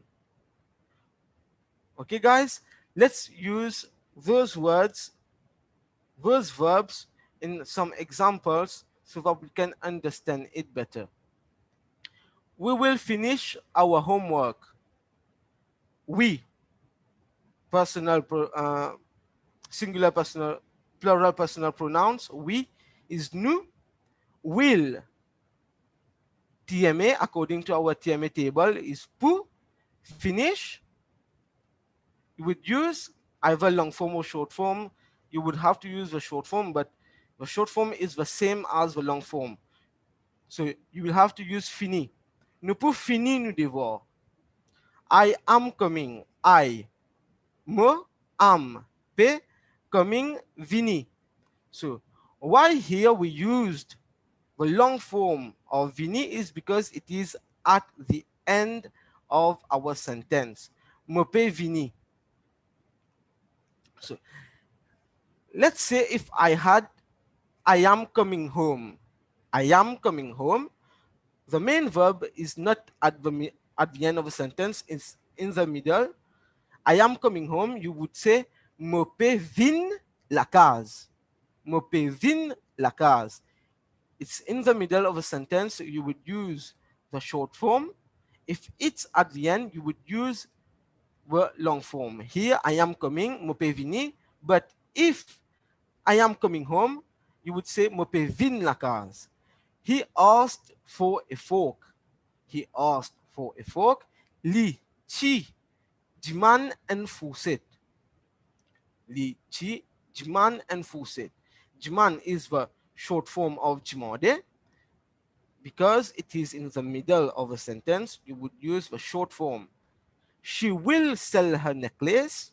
She is li, will, pour, sell. Here you can see van, her necklace, sur la scène. Li pour van sur la scène. We used the short form because it is in the middle of the sentence. I heard you. I heard you. Mon tan toi. You can use me chi tan toi ici aussi, also. So we use the short form because it is in the middle of a sentence. As you can see, the verb to finish, that is fini in Mauritian Creole, stayed the same, but in some situations, it can take the form of fin, like the marker predicative for past tenses. Also, you noticed that the short form of the adverbs tends to end with two ends. You can see here, vini became vin to end demander, demand to end vendre, van to end tendre, tan to ends. That's the reason why they are called old adverbs. And now lastly, special verbs. Okay, now we have learned about the normal verbs and adverbs. What about special verbs? What is special about them? Well, they are verbs that have the same long and short forms. We saw in the previous slides that the verb fini in Mauritian Creole can stay in the same form even if it is in the middle of a sentence. But it depends because in some situations you can use the marker predicatif or TMA fin for fini in Mauritian Creole. In the next slide, I did a small compilation of the most common special verbs that will stay in the same form whether in the middle of a sentence or at the end of a sentence. Again, two tables. Here you have the verbs, infinitive form, long form, short form, and second table, examples of how to use them in Mauritian Creole. The first verb, to lose, infinitive form is perdi. long form is again pergi, and short form is pergi. They don't have a short form. The verb pergi don't have a short form. It has only one form, pergi. To be able, infinitive form is capable, long form is also capable, and short form is capable. It stayed the same. To take, prend, infinitive form. Long form of prend is prend, and short form of prend is again prend. Okay, examples here. He lost his money. He lost his money, past tense. Lin perdi sukas or Lichi perdi sukas. Even in the middle of a sentence, it stayed the same because the verb perdi does not have a short form. It only has a long form, or you can say infinitive form. It stays the same. It does not change. You cannot remove I, or you cannot add to N. It stays the same. They are able to work. They, zut, or P, able, capable. You can see in the table here that capable has only one form, the infinitive form. It stays the same. It does not change. Je peux capable travail. Je peux capable travail.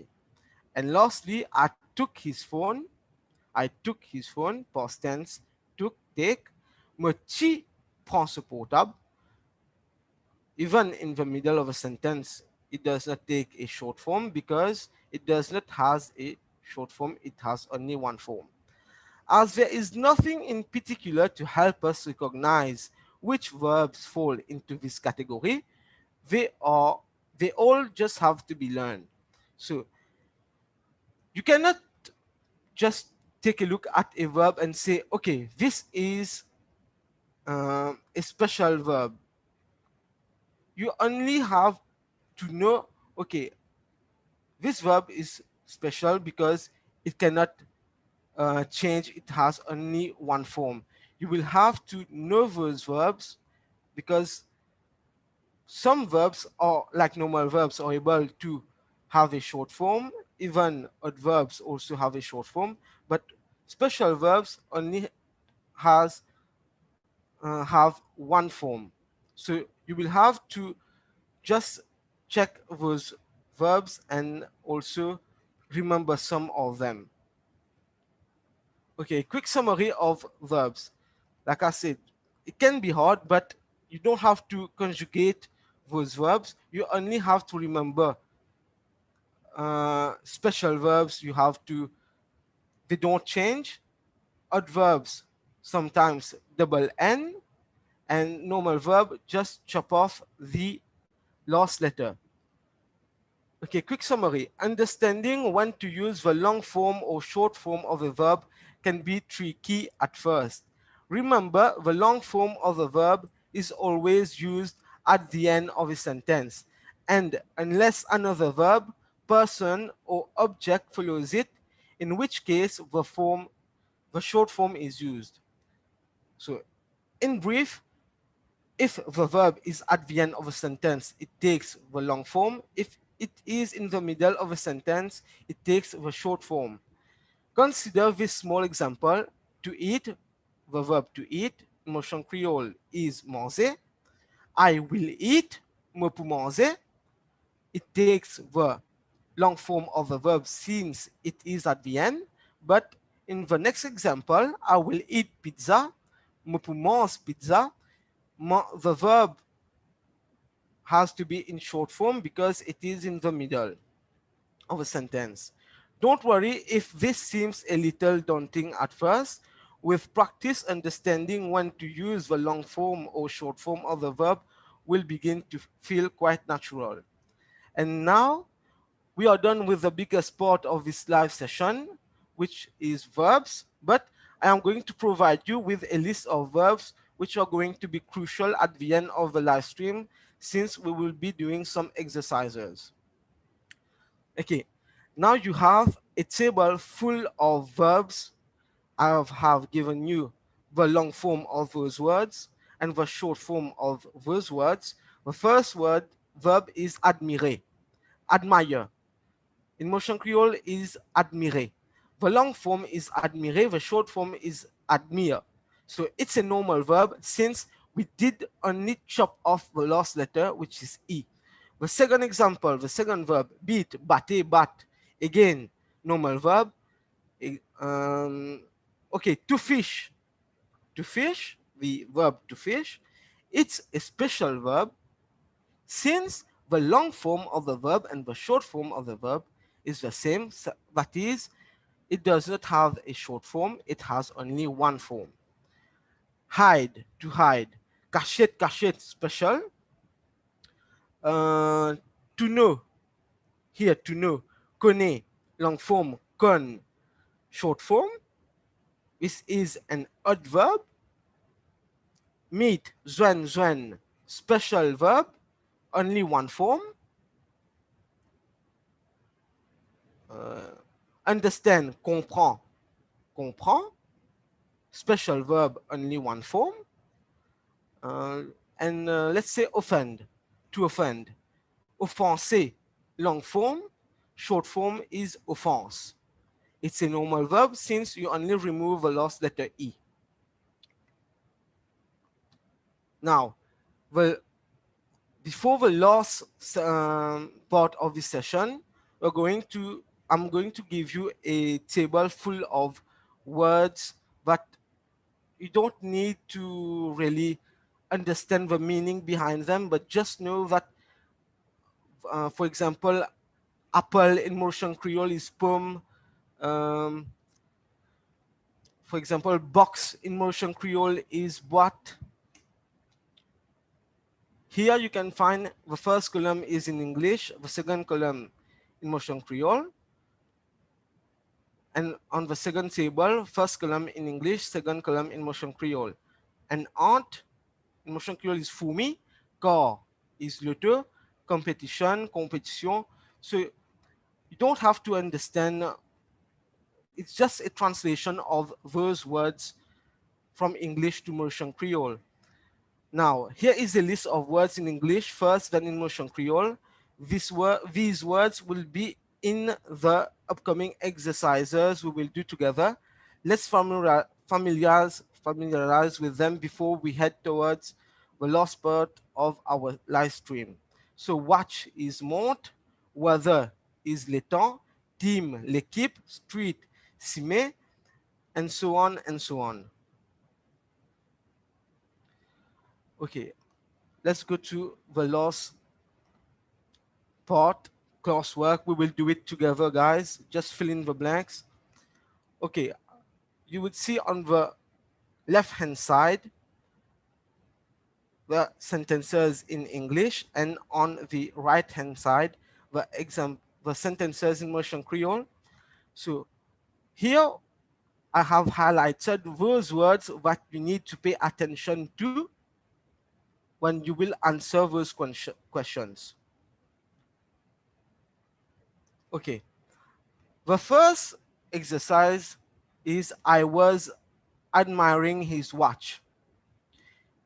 Admiring is highlighted in red, so you have to pay attention to this word. You have to go back to the tables we did.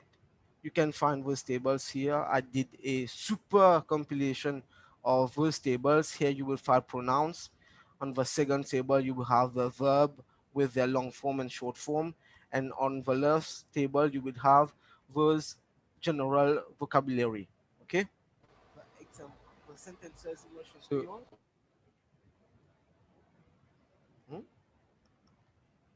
Okay. I was admiring his watch. Me triper sur montre. Okay. General vocabulary. It's a verb. So you would say either admirer or admire. Since in the sentence the verb is in the middle of the sentence, you would have to use the short form of admirer.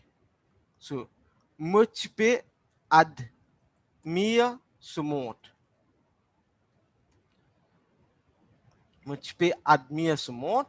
Because it is in the middle of a sentence, you would have to use the short form of the verb. His team got beaten. His team got beaten. It is not a verb.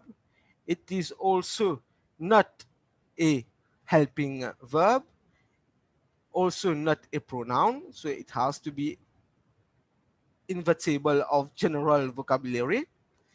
Team.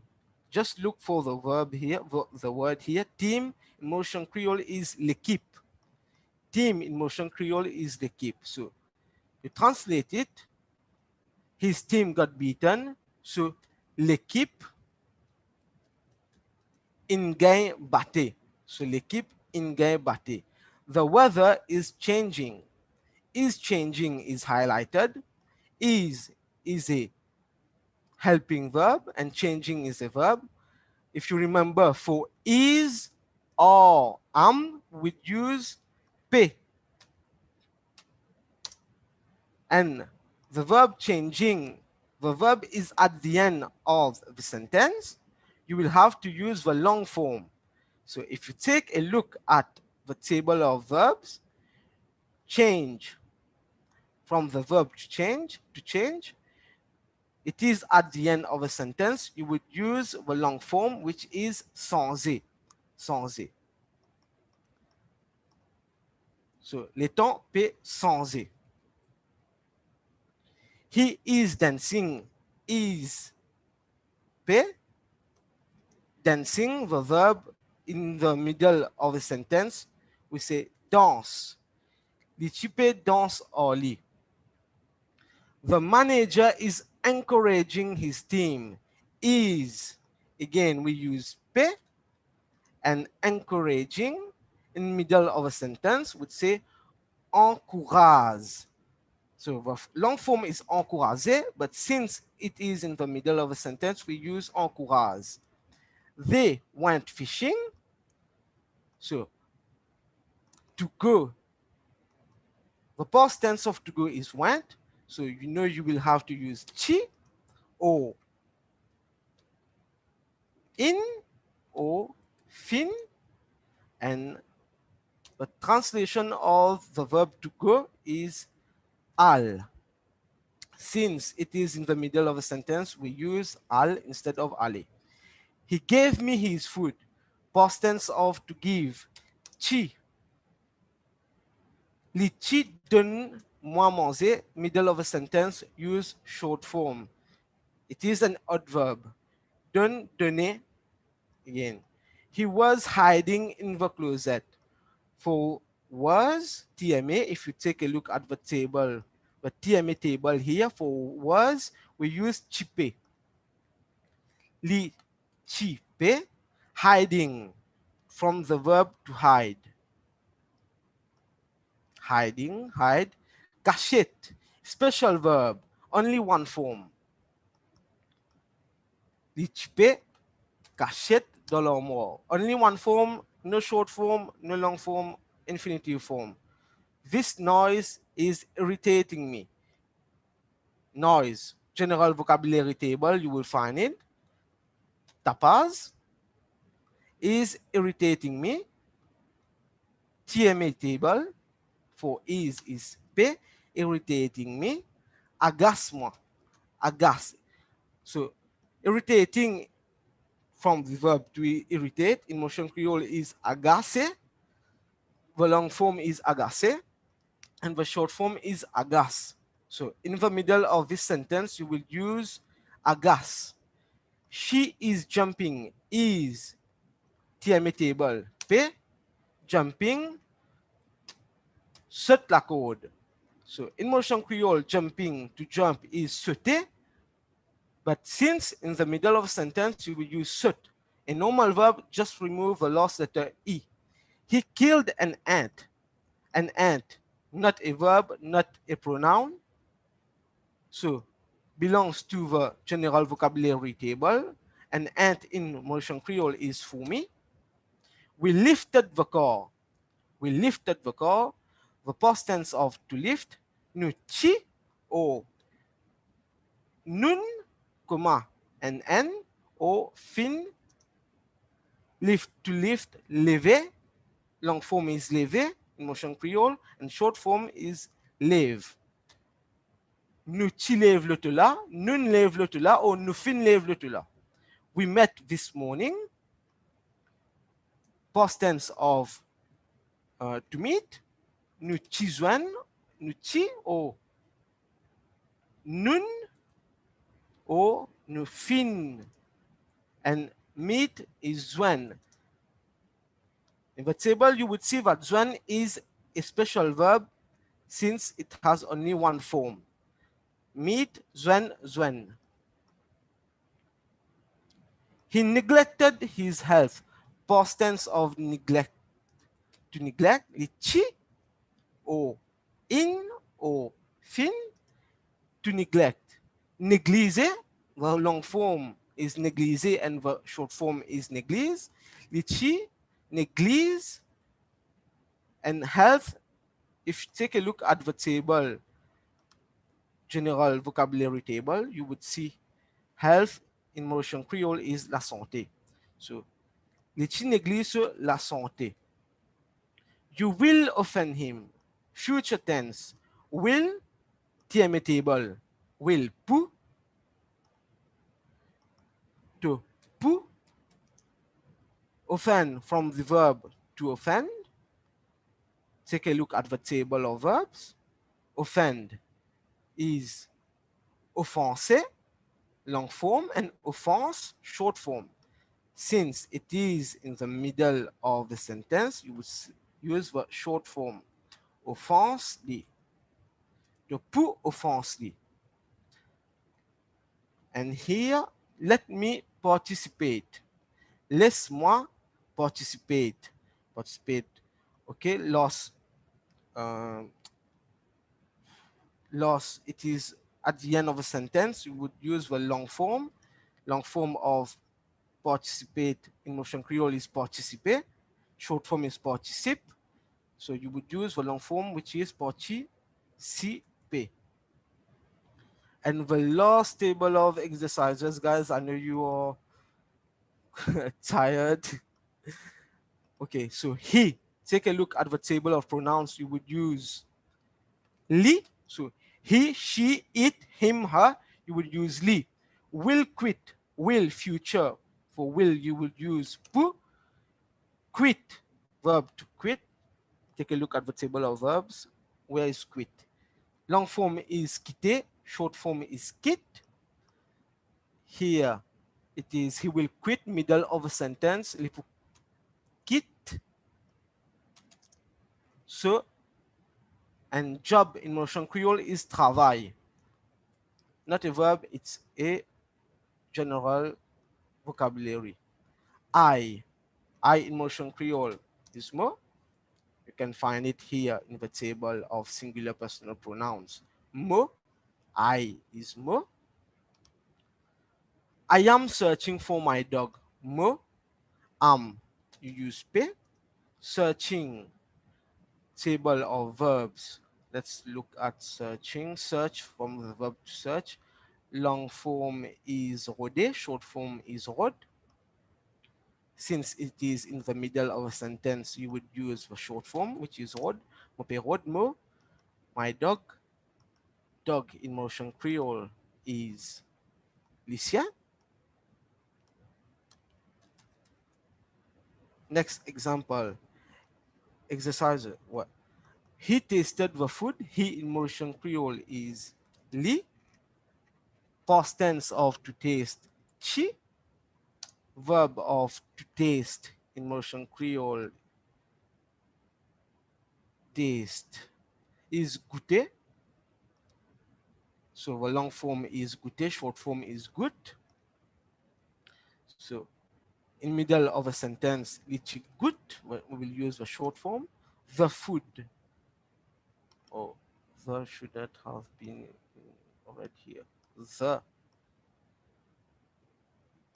You would see the here is la, but we have not yet done a session on determiners. Food in Mauritian Creole is manger. So, lichi goût manger la. So next time I will do a session on determiners in Mauritian Creole. Rebecca just did a session on determiners in Twi, but next time I will do one in Mauritian Creole. He will understand. Will is pour. Understand. The verb. Take a look at the table of verbs. It is a special verb since it has only one form. Le pour comprend. They visited the museum. The past tense. Chi or in or fin. Past tense of to visit in Mauritian Creole. No. To visit in Mauritian Creole is visiter. The long form is visiter. The short form is visit. So middle of a sentence we'd use visit. She will win the competition. She in Mauritian Creole is li. He, she, it, li. Her, him, li. Will win pour gagner the competition. Competition in Mauritian Creole is compétition. He is yawning.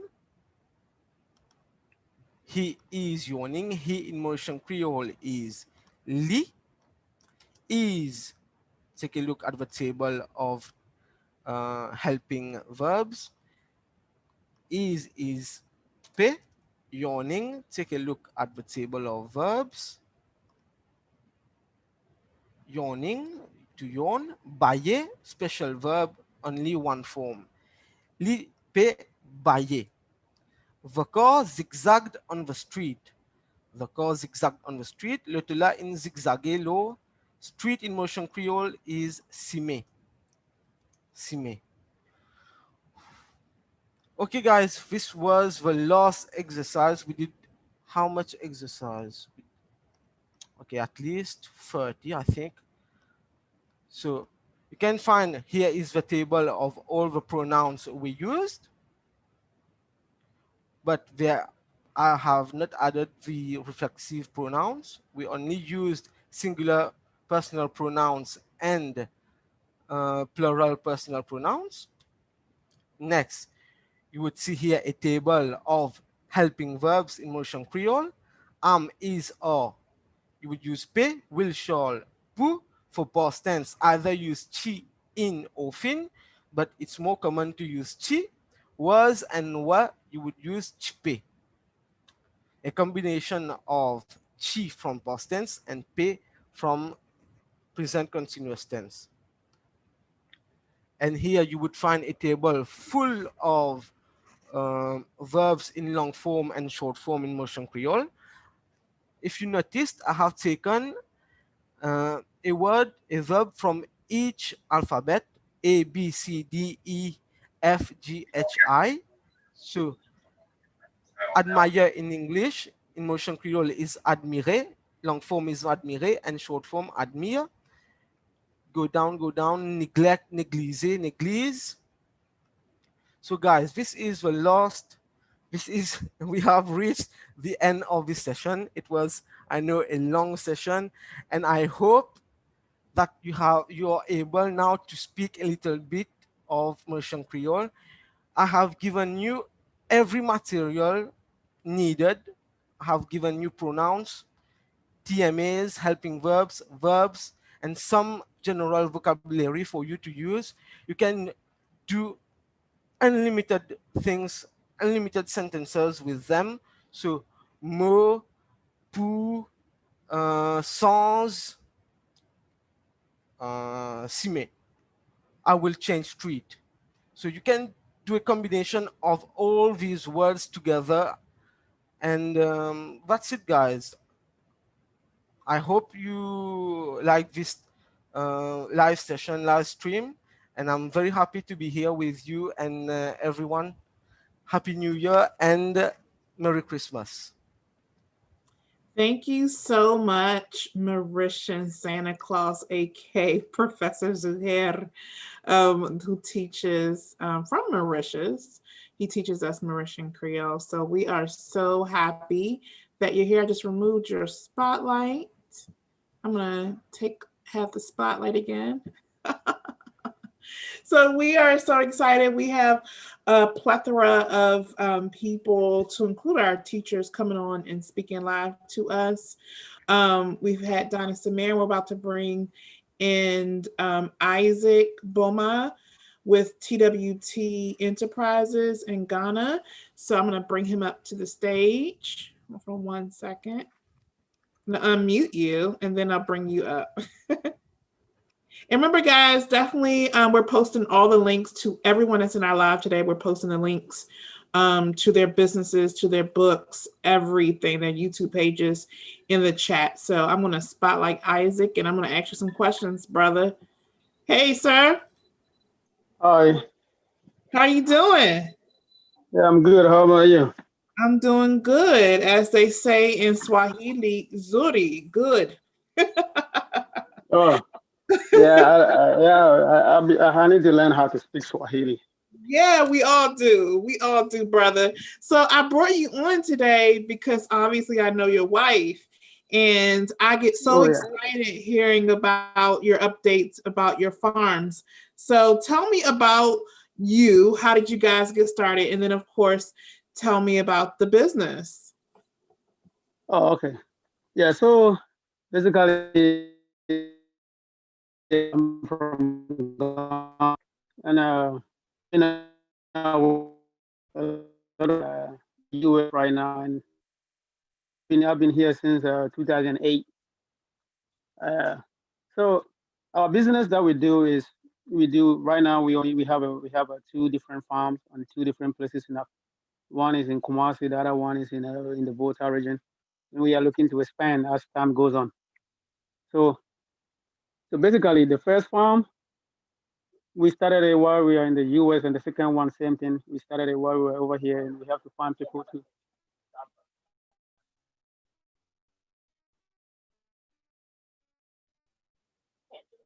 Hear me? Yeah, so I think you're breaking up just a wee bit. Just a wee bit. Oh, it was breaking out. Yeah, just a wee bit. Okay, let me go. I think I need to move out. But you know, we know how away it is. from somewhere the internet. Like I think. All right, let me move away to. I think you're fine now. I think you're fine. Oh, okay. Mm-hmm. All right, so continue. Talk to me. All right. So. All right.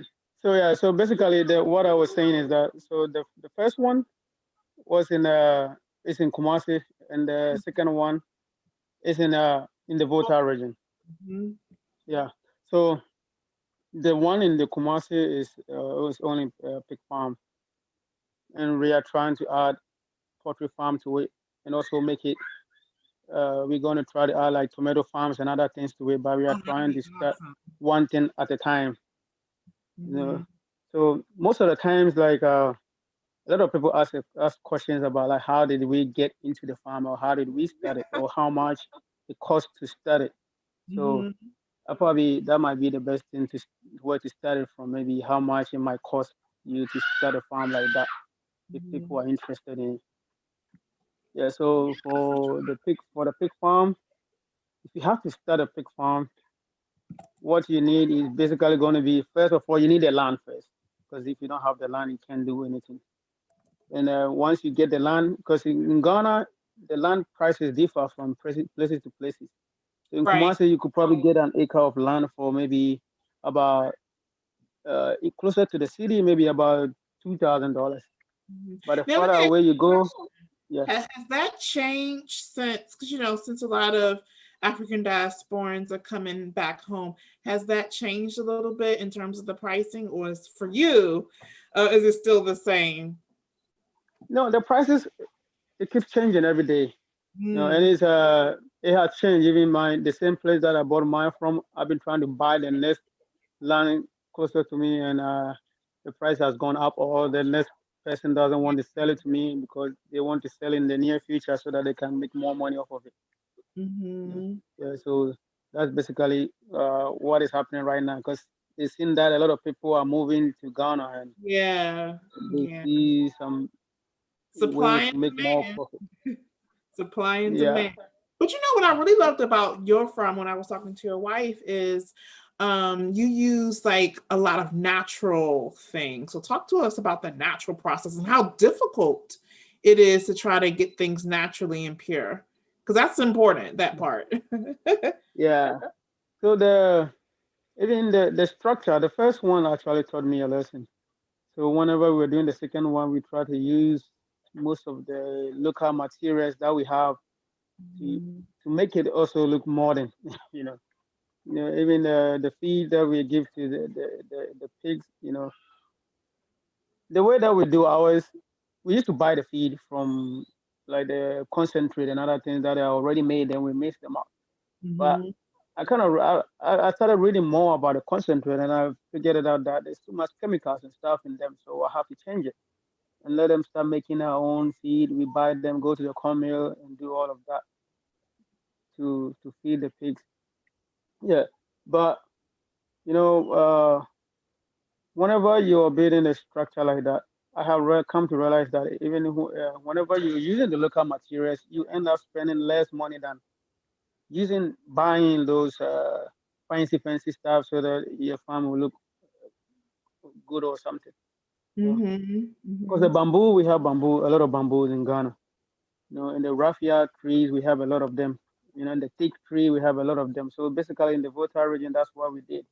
We People have a lot of bamboo farm and thick farm and all those things. We didn't just go into the forest and cut them. That's what people might think. You have to go to a farm like that and buy it from them, because they Mhm. replace them when you buy them. Mhm. So you can just go around cutting down people's tree and try to start Right. your project. Yeah, yeah, yeah.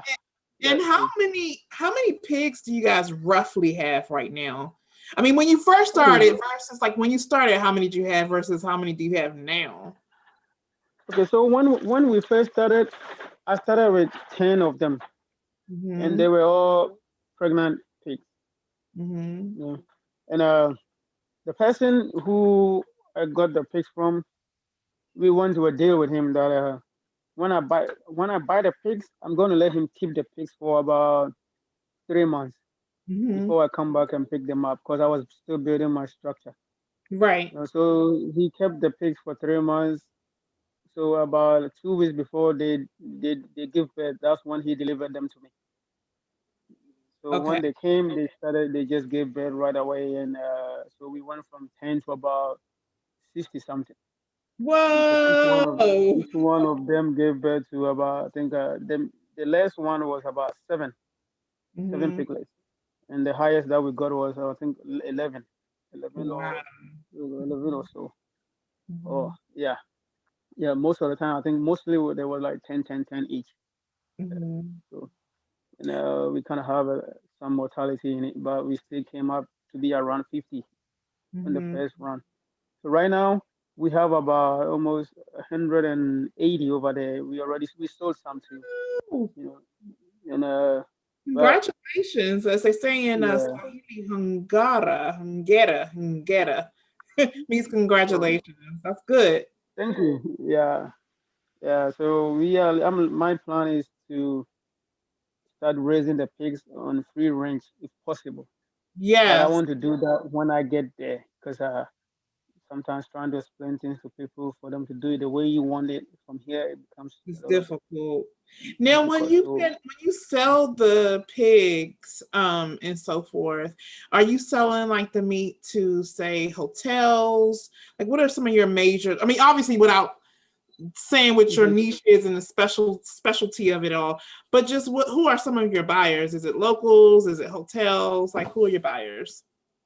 Okay, so the people that we sell it to right now, we have some of the local people who want to buy the pigs and go and raise them, maybe start their own pig farm, or we have some shop that comes and buy them, and they take them to the butcher shop and they go and do their own thing. So Mhm. mostly, most of our customers come from the slaughterhouse. They come and buy maybe like 20 at a time and send them Okay. with them. So that's where most of the customers come from right now. Mhm. But in the near future, we are looking to do our own packaging and other stuff, and other You guys are doing some amazing things, like So, crazy. yeah, thank you. Yeah, Yeah, so I'm we, really. Oh, go ahead. Go ahead. yeah, I'm just saying that, yeah, we try, to move a little bit at a time.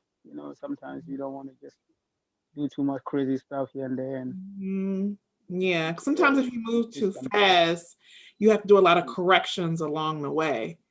So just kind of slow down a little bit, make sure it's right. There is a level of obviously volatility where things can happen that you don't want to happen, but it happens anyway. But I think you guys are doing an amazing job.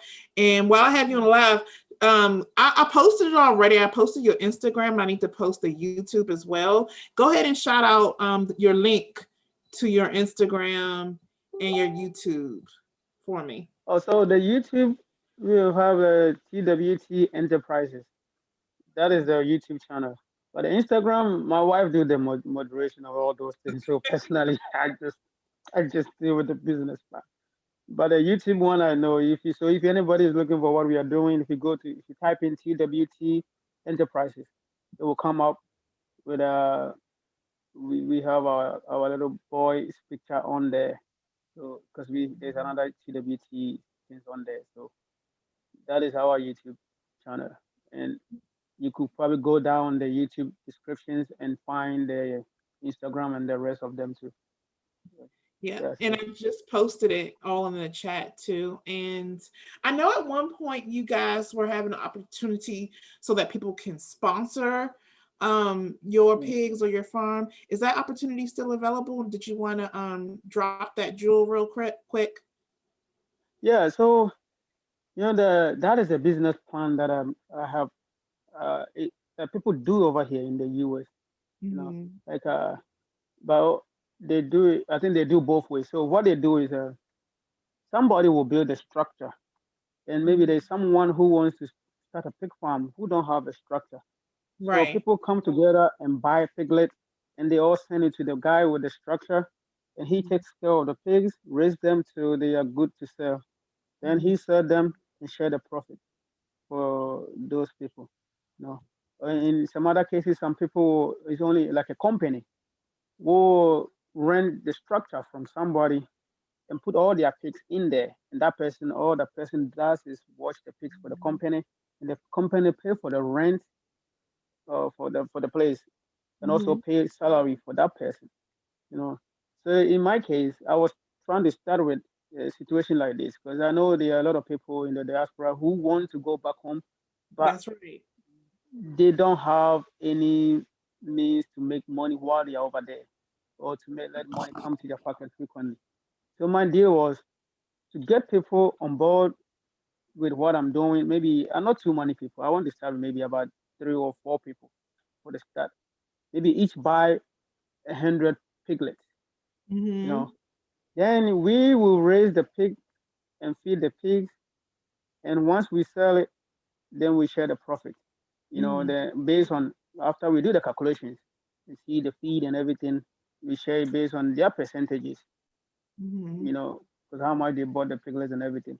Or somebody can just be like, okay, people buy the piglets, we will just provide the feed, and then so the feed will not be ours. Then we will have the building, somebody providing the feed, another person providing the piglets. Then we watch it. Then after everything, we do the calculation and share the profit. Because piglets, if you watch them right, from what I have learned, if you watch them right and feed them right, within about 6 months, you should be able to sell them all off and make profit. But in my mind, I was thinking we wouldn't have to wait for 6 months. You can structure it in such a way that every month there will be money coming in. Because if a first group or let's say the first group start with 100, I was probably going to wait till the next month, then we get the next group into another 100. So the next group will be another 100. So the profit share after 6 months, you get the first one out, and you share the money the next month. So you keep getting. So every month there'll be money coming in. So if you decide to go home, you have money coming in every month. That's awesome. Based on that, and it will be recurring over and over and over. That's So awesome. Yeah. So, because if you're waiting for 6 months to get money, it's like forever. It never comes. Right? But yeah. Mhm. So, How so true. I'm still working. I'm still working on that part for getting the pigs. And right now that I'm talking with you, like I sent one of my brothers to a different pig farm. It's about 40 kilometers away from Kumasi. He's going to Mhm. buy some foreign breeds of pigs and send it back to the farm. So I'm trying to get all the breeds that people will need, you know, to to like because we only have like three major breeds in Ghana, and they are not the foreign ones. But the foreign ones, I noticed that they grow bigger and they have a lot of meat and other stuff. So I'm trying to expand on my own, but at the same time, when I get people to come on board, it goes faster. Mhm. And but somebody would say that is there a market? That's what people always are scared about. Like they want to know if there's going to market. But yeah, I can tell you 100% that there's market because we get people coming to our farm every day asking for pigs. Right now, we decided not to sell any of our pigs. Somebody came looking for about 60 something pigs to buy. We didn't sell it Whoa. to the person, you know. Yeah, because and there is money in it too because they buy the pigs by weight. Mhm. So what we do is by about maybe 4 to about 6 months, we make sure the pigs are about maybe 80 kilos to about maybe 120 kilos. Then we sell them off. Yeah. Mhm. But it all depends on the feed that you sell. And I'm not going to say that pig farming is easy. Like every business, you have to put time into it before you start making money. No, because if you That's in right. Ghana City, if you have one pig that you raise to the weight of maybe about 150 kilos, a kilo in Ghana City, the minimum is 10 cities per kilo, which is close to about $2 a kilo. Mhm. You know, so you are closing in about $200 to $300 per one. So if you have about 100 of them you're selling, it's close to about 20,000 to about $30,000 that you are making every Wow. month on 100. Mhm. So if a lot of people chip in $100,000 sharing among people, it will be easy. Like if four people chip in, like if you have each one of them go 25, 25 every month, it's not a little money. But so I just wish that people would stop like thinking that there's no money in farming. There's no money in it when you don't pay attention to it or you don't do your right research and go into it and figure out how to make it work. That's Mhm. when you don't make any money. That's Yeah, right. So there's a business side to it. If you want to do a hobby with it, yeah, that will be your hobby. Just But you don't got make to any put your money. head down and really, really Really network and do the work. Do the work. do the I work. think a lot of us as entrepreneurs, like we think, oh yeah, I have this great idea, and let me just sit back like this and just wait till like everything happens. And that's just not the case. You have to constantly grind and tap in with other people in their network. So I'm happy you came today. And again, we're talking to Isaac Boma from Ghana. Him and his wife Alicia, they have a pig farm, and then they're growing to other options to include tomatoes, like you mentioned. So I posted everything in the chat. Any last words before I let you go? We move on to French.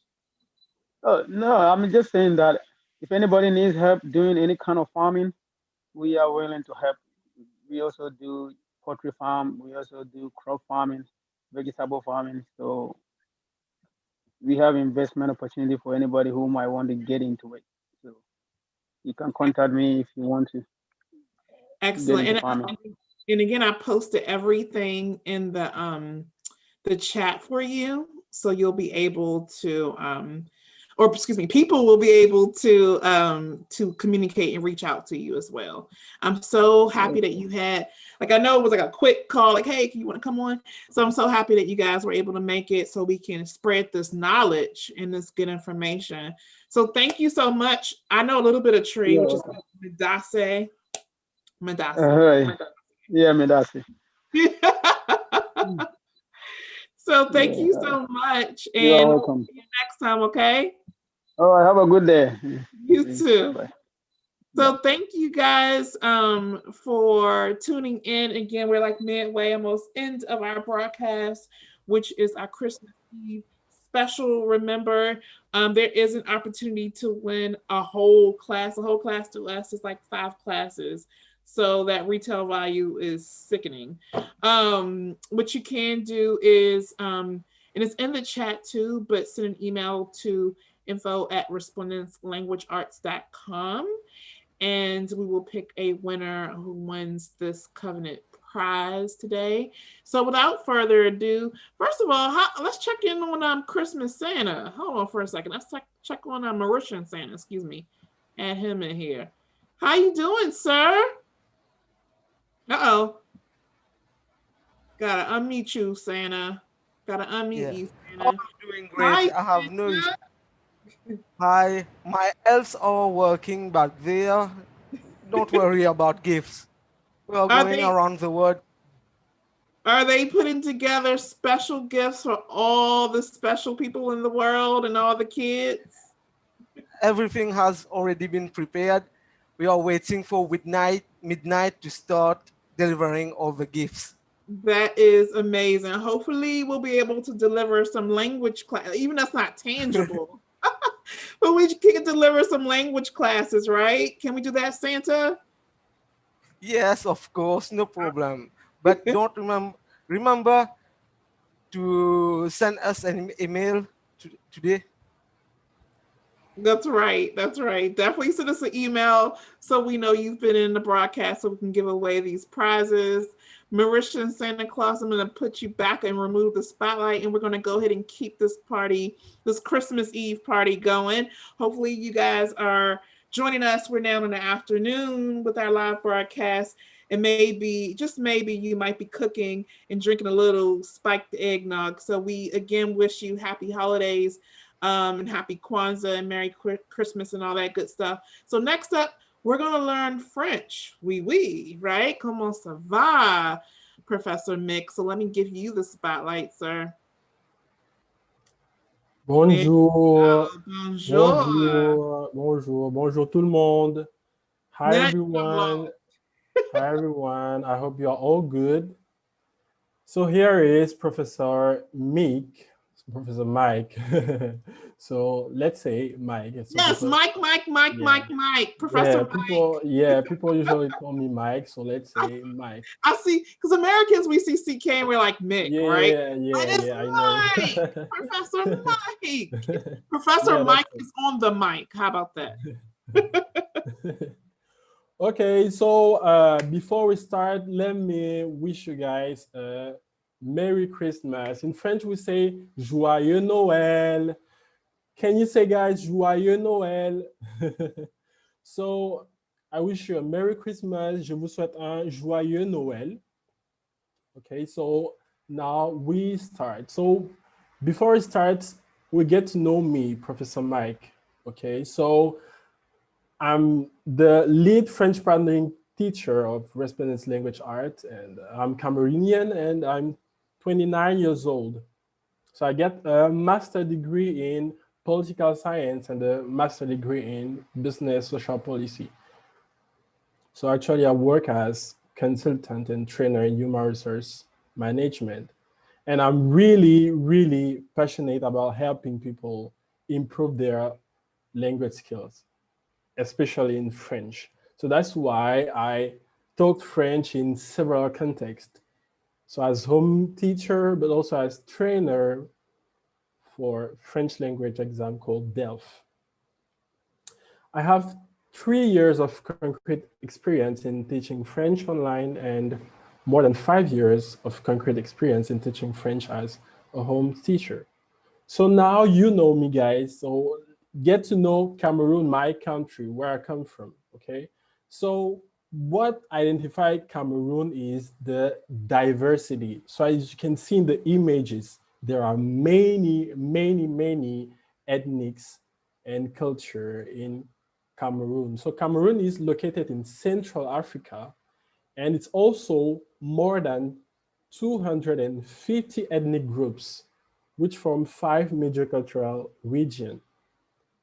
And to communicate easily, each other, we use as national languages French and English. So that's why I speak French and English. But we keep using our mother tongue to talk with family members, people from the same village, for example. So I speak French, English, and I also speak my local language, which is called Bangu. So now let's go straight to the point and learn our lesson. So we are going to talk about pronouns in French, les pronoms en français. Les pronoms en français. So we are going to talk about that. So we will focus on personal pronouns and tonic pronouns.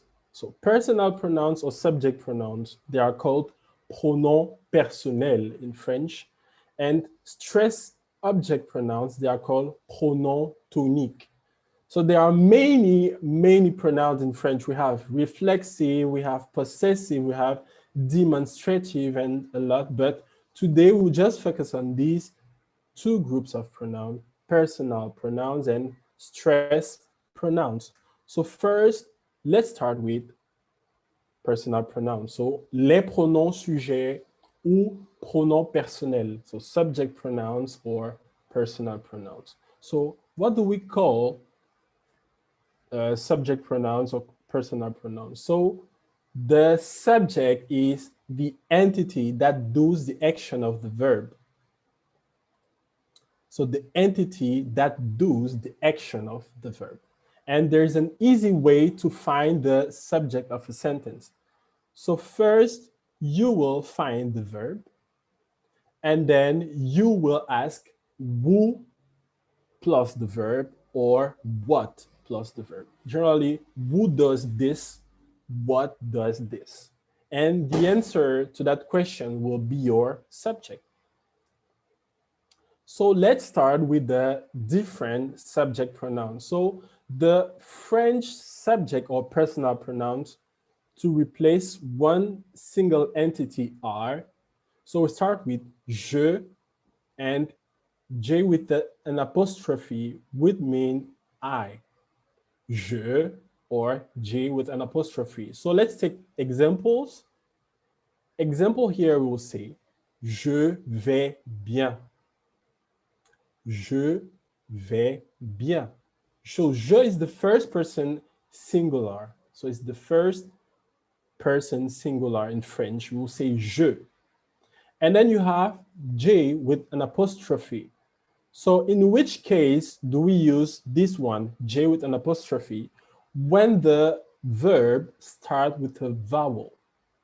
When the verb starts with a vowel, we'll simply make a contraction and we'll get J with an apostrophe and then the verb. So example here we have j'ai faim. So it's still the first person singular. Once again, je vais bien. Je vais bien. J'ai faim. Je vais bien, I'm good.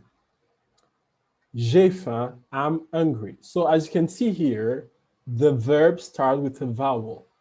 AI, you say eh. J'ai faim. Second example, je m'appelle Mike. Je m'appelle Mike. So my name is Mike. And then the second example with J and apostrophe, hier j'étais malade. Hier j'étais malade. Yesterday I was sick. So as you can see, guys, there are two ways to talk about I in French. So we have je, the normal one, je, and then you have J with an apostrophe, which always goes with verb starting with a vowel. Now let's go to the second person singular. Second person singular, in French we say tu. Tu. Tu. Okay, tu simply means you, singular, informal. Tu. So when you are talking with someone else, someone close to you, a friend, a family member, you will always say tu. Example, tu vas bien.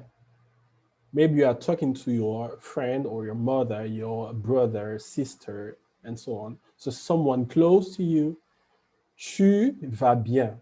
You are good. Second example, comment t'appelles-tu?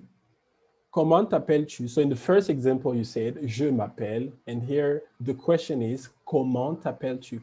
What is your name? Comment t'appelles-tu? What is your name? Let's say again, tu vas bien. Tu vas bien. Second one, comment t'appelles-tu? Comment t'appelles-tu? Let's go to the third person singular. Third person singular, so it depends on the gender. So because for the first person, even if it's a boy or a girl, you will use je and G with an apostrophe. Same for the second person singular, tu. But for the third person singular, it depends on the gender. So if it's a boy, you will say il. Il, which means he. Il. If it's a girl, you will say elle. Elle. So the E is silent. You will just say elle. And then if it's someone else, someone you don't know, so we'll see it in details after, you will say on. On. So on is particular. So we'll see details in the next slide. So let's see example before we move to the next slide. Il va bien. Il va bien. Il va bien. He is good. Il va bien. For the girl, we will say elle va bien. Elle va bien. She is good. And then on. So on, I told you that on is very particular. On va bien. So in this context, on will mean we. On va bien. We are good. So why do we say on va bien? We are good. So I explain it here. So on is a little bit difficult to understand. Why? Because on is used generally to mean one, somebody, someone we don't see, someone we don't know. But nowadays, on is used in casual French to say we. Nowadays, on is used in casual French to say we, instead of the now more formal written form nous. So we used to say, actually, we used to say recently on more than nous in casual French or common French. So let's move to the plural personal pronouns. So the first person plural is nous. Nous. So as you can see, we write N-O-U-S, but the S will be silent here. Nous. Example, nous allons bien. Nous allons bien. So if you listen carefully, you will see that I'm making a connection here. So I'm making a connection to make it fluid and fluids to understand. So I'm making a fluid and connected sound here.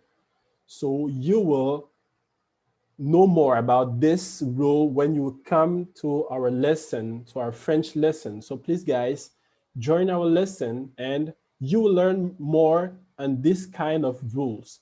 Nous allons bien. When nous is alone, I'll just say nous without the S. But in a sentence and with a verb starting with a vowel, I would just say nous allons. So I'm making a connection. Nous allons bien. Same for vous. So vous is particular because vous means you plural, but also a singular formal. So you are talking, for example, to your boss. You will not say tu, you will say vous. So it's polite. So it's a polite way to talk to an elder or someone older than you, and yeah, someone in the context of enterprise, yeah, formal. So example, vous allez bien. So as you can see here, I'm making the same connection, vous allez bien, because vous ends with S. So alone, vous is silent, but in this sentence, I would say vous allez bien. So I'm still making a connection. And then we go to the last person plural, so the third person plural, il, elle. So as well as the third person singular, in plural, it will depend on the gender. Il for boys, elle for girls, okay? But we will not sound the S here. We'll just say il. So the mark will be important when you write il, elle. Example, ils vont bien. Ils vont bien. They are good. Elles vont bien. Elles vont bien. They are good. So il, elle both means they in English, as you can see. So that's it for subject pronouns. So let's talk about stress or object pronouns now. So in French, we say les pronoms toniques. Les pronoms toniques. Okay, so the first personal pronoun was subject, but this one, pronoun tonique, are object.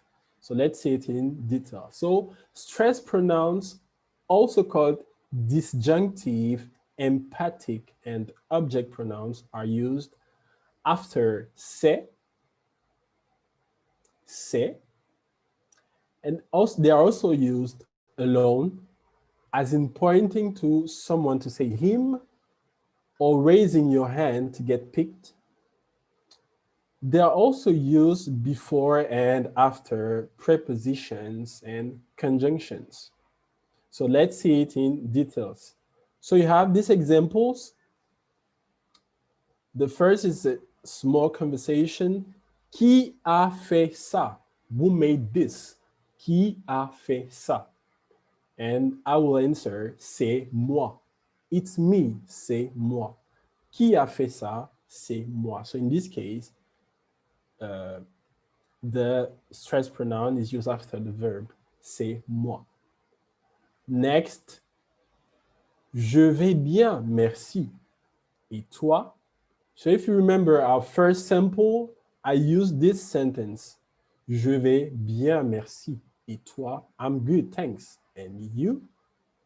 So here, you see that I will not say et tu, I will say et toi. So because of object. Je vais bien, merci, et toi? Next example, Pierre était avec toi hier. Pierre était avec toi hier. So it's a question. So Pierre était avec toi hier. Pierre was with you yesterday. As you can see here, the stress pronoun comes after a conjunction. Pierre était avec toi hier. And last example, lui et moi sommes mariés depuis 2 ans. Lui et moi sommes mariés depuis 2 ans. This one simply means him and I have been married for 2 years. Lui et moi sommes mariés depuis 2 ans. So these are the examples. Let me say it again. Qui a fait ça? C'est moi. Je vais bien, merci. Et toi? Pierre était avec toi hier. Lui et moi sommes mariés depuis 2 ans. Okay, so let's see it in details now. So according to the personal pronoun, we'll see the stress pronoun. So the stress pronoun related to each personal pronoun. So first person singular, je or G with an apostrophe. The stress pronouns are moi or M with an apostrophe. Moi or M with an apostrophe. So M with an apostrophe both means me. Oh, sorry, me in English, me. So both means me, okay? So let's see it in details in this example. Il parle avec moi. Il parle avec moi. So he is talking with me. Ma mère m'aime beaucoup. Ma mère m'aime beaucoup. My mother loves me very much. So as you can see, the M with an apostrophe will still be used with a verb starting with a vowel. Okay, so if the verb start with a consonant, so you will use moi, but if the verb start with a vowel, you will use M with an apostrophe. Il parle avec moi. He is talking with me. Ma mère m'aime beaucoup. My mother loves me very much. Let's go to the second person. So, according to the personal pronoun, so the tu, the related stress pronoun is toi or ti with an apostrophe. Both mean you. Toi, ti with an apostrophe. Example, il parle avec toi. So we remain using the same example. Il parle avec toi. So we'll not say il parle avec moi here. We'll say il parle avec toi. He is talking with you. Second example, je t'aime. Je t'aime. So as you can see, we are using T with an apostrophe followed by verb starting with a vowel. Je t'aime. I love you. So if you want to say I love you in French, you can simply say je t'aime. Next, third person singular, il or elle in French. So according to the gender, with the stress pronouns, we will still accord to the gender. So for il, we will say lui, which means him, lui. For elle, we'll say elle, so it remains the same, which means her. And we'll still use elle with an apostrophe here. And elle can be used for both a girl or a boy. Okay, example now. Je parle avec lui. Je parle avec lui. I'm talking with him. Je parle avec lui. Next, je parle avec elle. Je parle avec elle. I'm talking with her. Example with elle and apostrophe now. Elle l'aime. Elle l'aime. She loves her. She loves him. Elle l'aime. Il l'aime. He loves her. Il l'aime. So remember, guys, for boys, you will say lui. For girl, you will say elle, and L with an apostrophe before a verb starting with a vowel. Now let's move to the plural. Nous, the stress pronoun remain the same, nous. Nous will, which means us. Nous. Example, il parle avec nous. Il parle avec nous. So if you pay attention here, guys, you will see that you're not more using apostrophe or a letter with an apostrophe. So when we move to plural, it doesn't change. So even if the verb start with a vowel, it doesn't change. Il parle avec nous. And we can still using the example we used before, il nous aime. So we can say il nous aime. Il nous aime. He loves us. Il nous aime. So you will see that here we do not need to use an N or with apostrophe or something like that. We don't need it. When we move to plural, we don't need it anymore. Il parle avec nous. Il nous aime. Okay? So we continue to the next person. Vous, which means you. The stress pronoun is vous. So you again. Vous. Il parle avec vous. Il parle avec vous. And we can still using the example we used before. Il vous aime. So he loves you. Okay, so as you can see, no need apostrophe anymore. So il vous aime. Once again, il parle avec vous. Il parle avec vous. Il vous aime. And then third person plural now. Il, elle. So here we'll still look at the gender. Il for boys, elle for girls. So the stress pronouns here are E for boys and elle for girls. E for boys, elle for girls. Example now. Il parle avec eux. Il parle avec eux. And then, il parle avec elle. So for boy, you will say, il parle avec eux. He is talking with them. Il parle avec elle. He is talking with them.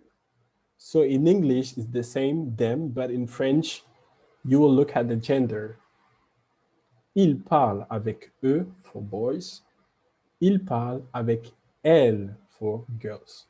And you will not sound the S here. So you say elle, not else. You say elle.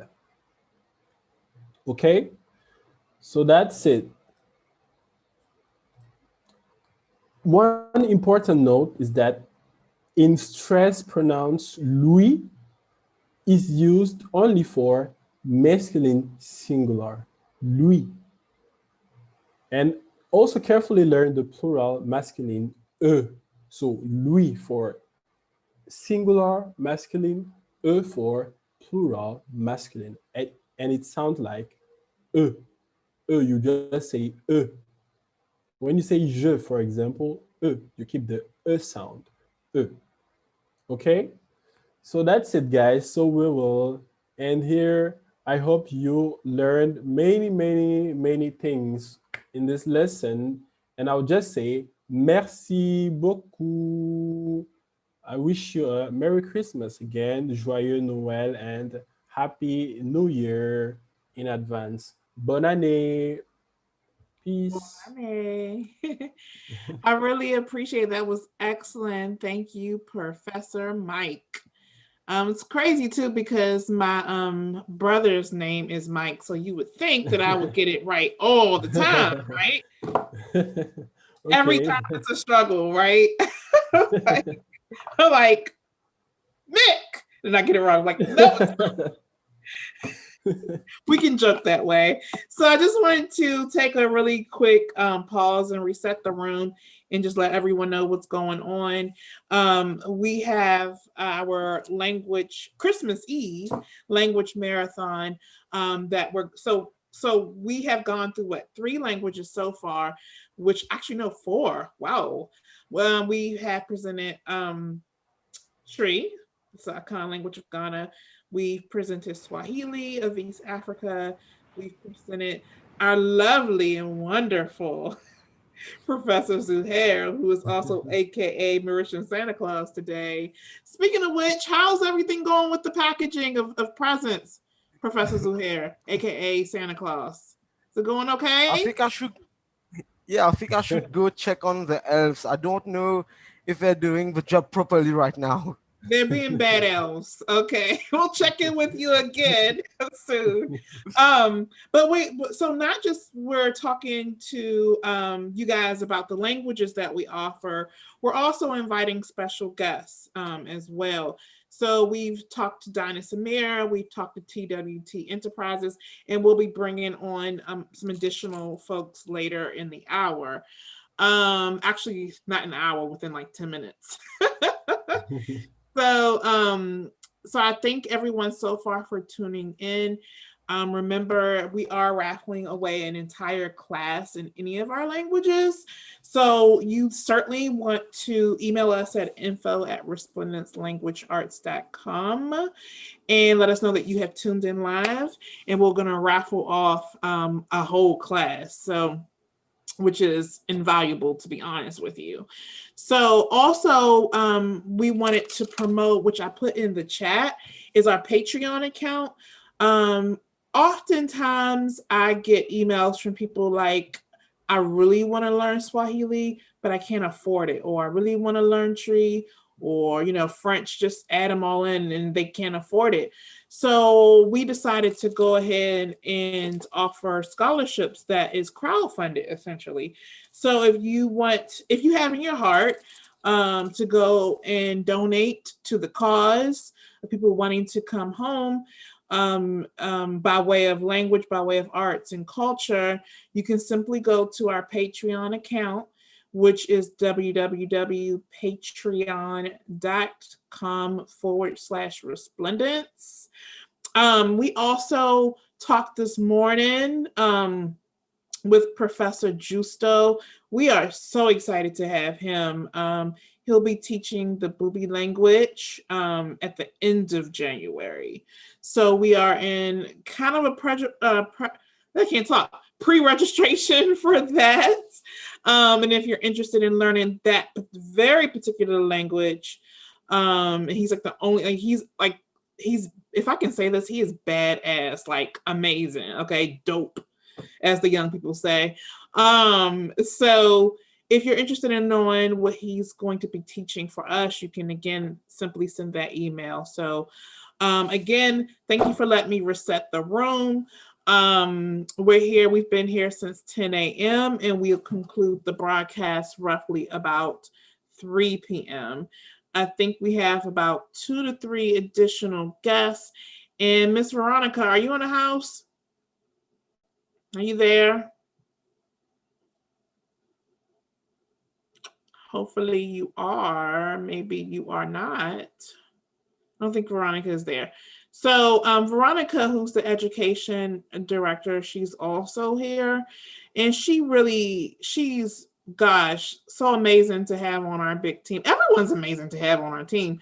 But she helps not only as the lead teacher in Swahili. Sorry, I'm like deleting something. But she also helps us out administration-wise with help training the teachers, and just really, because the virtual space is a different type of space to be in. You have to be constantly changing what you're teaching. You have to also be understanding of how it appears to people on camera. So we train our teachers, we attempt to train them very well. And she's definitely a person who has a handle of taking care of us. So I thank you, Veronica, if you're out there in the ether. Our final, so we're going to have like maybe 3 or 4 additional speakers, special guests to come in and talk to us. I thought that was definitely 100% needed in this platform today, because as we're talking about people going back and either visiting Africa and in her islands or repatriating, you certainly want to know different contacts in your area and different business owners. So that's why we have invited today influencers, authors, business owner, et cetera, so that you can be aware of the products and services and opportunities that's abundant, to be quite frank with you. So we're not just trying to say, hey, learn this language. We're also trying to tap you into our network so you too can travel and be an amazing on the continent. Right now, we teach roughly 10 to 12 languages to include those localized language. I know, for example, everyone knows pretty much a local language. Like Veronica knows a local language. One of our other teachers who's not presented today, Rose Lynette, she knows a local East African language. So does Hamisi, who taught Swahili this morning, and obviously Mike, who just talked about his local language. So you do have that opportunity to speak in a very super local capacity with us. Now, so that's the reason why we have special guests. It's important not only to teach you kind of these local and larger languages, but to again tap you into our networks. So I'm also going to bring in speaking of local languages and very specific languages, which we also teach here, I'm going to bring in Professor Gerard. He's kind of setting up right now. And he's going to teach us Fongbe today. He also speaks French and probably, I'm sure, another language as well. So let me take the spotlight on to you, my friend, so that you're front and center. Hello. Hello, how are you? Bonjour, Professor. Bonjour, Madame. Comment vous allez? Les, how do you say good? I'm gonna respond back to you in Swahili, which is Zuri. Actually, before we get started with you really quickly, Veronica, the education director, is back. So let me take the spotlight off of you really quickly. Really quickly. And then I'm gonna put it on Veronica just so we're just kind of resetting the room so that she can tell you, everyone who's watching, who she is and what she does. Are you, Veronica? I'm fine. Hello, everyone. My name is Veronica Mutisia, and I'm from Kenya, born and raised here. I've lived here all my life, speaking Swahili, speaking Kikamba, and of course, we are trying with English. So here at Resplendence Language Arts, I'm the education director. Yes, I help making sure that the content that we are providing is up to standard, and that, yes, what we give you is what you need, and the style that we give you is what will make you achieve your goal in learning a new language. So I'm excited to have you stream in. Keep following our live events. Subscribe to our YouTube channel, because in here we have lots of videos in different languages, new words, something touching on culture and stuff. So make sure you subscribe, make sure you follow us on our social media platforms, and we will work with you in this journey of learning African language. I'm muting you on accent. I'm sorry. Come back. There you go. That's okay. Yes, I was saying that if you want to speak into someone's heart, please learn the language that person speaks. You'll really touch that heart. You will really win that person. So if you're coming to Ukambani is Kambaland. that is my mother's land, local, yes, where I'm born. So if you want to come to Cumberland, learn some Kamba, and I'm sure you're going to touch the lives of the Kamba people. So that is what we offer here at Resplendence Language Arts, making sure that you have what it takes to interact with people from different languages. Yeah, so you're most welcome. I hope you're enjoying your Christmas Eve. I'm also very excited and happy at the same time. I would say in Swahili, Professor Hamisi this morning taught us how to wish people happy Christmas and happy New Year in Swahili. So in English, would say, I wish you a happy Christmas, a Merry Christmas and a happy New Year. So in Swahili, I'd simply say, nakutakia heri ya Krismasi na mwaka mpya. It's a way of saying it. So stay with us and you will enjoy it. Thank you. Thank you so very, very, very, very much. And I think we have before, here he is, right on time. So right before Professor Gerard comes on, we're going to have a tourist operator, Samuel with Gold Star Premier Tours, to talk about his business. And he's just coming back from town, so he's in the room now. So we just have to get him on the microphone. Here we go. And let me unmute you, brother. X unmute. Let's hope his YouTube, or excuse me, his information work. Hey, Samuel, can you hear me? It's Shayla. Yeah, hello. Hello, Hi. Shayla. Yeah, I can hear you. How are you? Yeah, I'm doing good. How about you? Good. You want to come on camera, or you okay that way? Camera. I think this is fine. Yeah. Okay, we'll just talk that way. That's fine. I guess everyone will have to see my little picture, right? Yeah, you're looking very cute. Merry Christmas. Merry Christmas. So tell us about how you got I love started. your house. My house and my hat. Your house. Tell us how you got started and tell us kind of what you do and how people can find you. Okay, so first of all, let me give a very big thanks to you, for supporting me since day one. We met during COVID, and yeah, during COVID, and you have been a very supportive person towards my goals and my aims in life, towards my top business. So thank you very much for that, and yes, and having me here. Of course. So first of all, let me introduce myself to everybody. My name is Kumasi Kofi, which I was born on Friday. That's why you call me Kofi in Akan, Norway. And I'm an accredited tour guide here in Ghana, but I stay in Kumasi.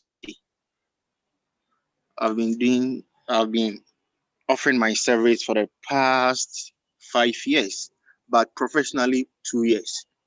Professionally too, because the reason why I say 2 years is I used to work as a front desk manager at Asantua Premier Guest House in Kumasi, but I was still doing my part-time tour.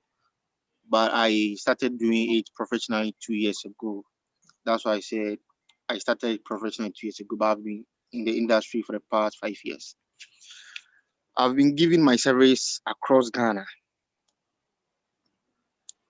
We have 16 regions here in Ghana, so wherever my clients have an interest of going, I deliver my service across all regions.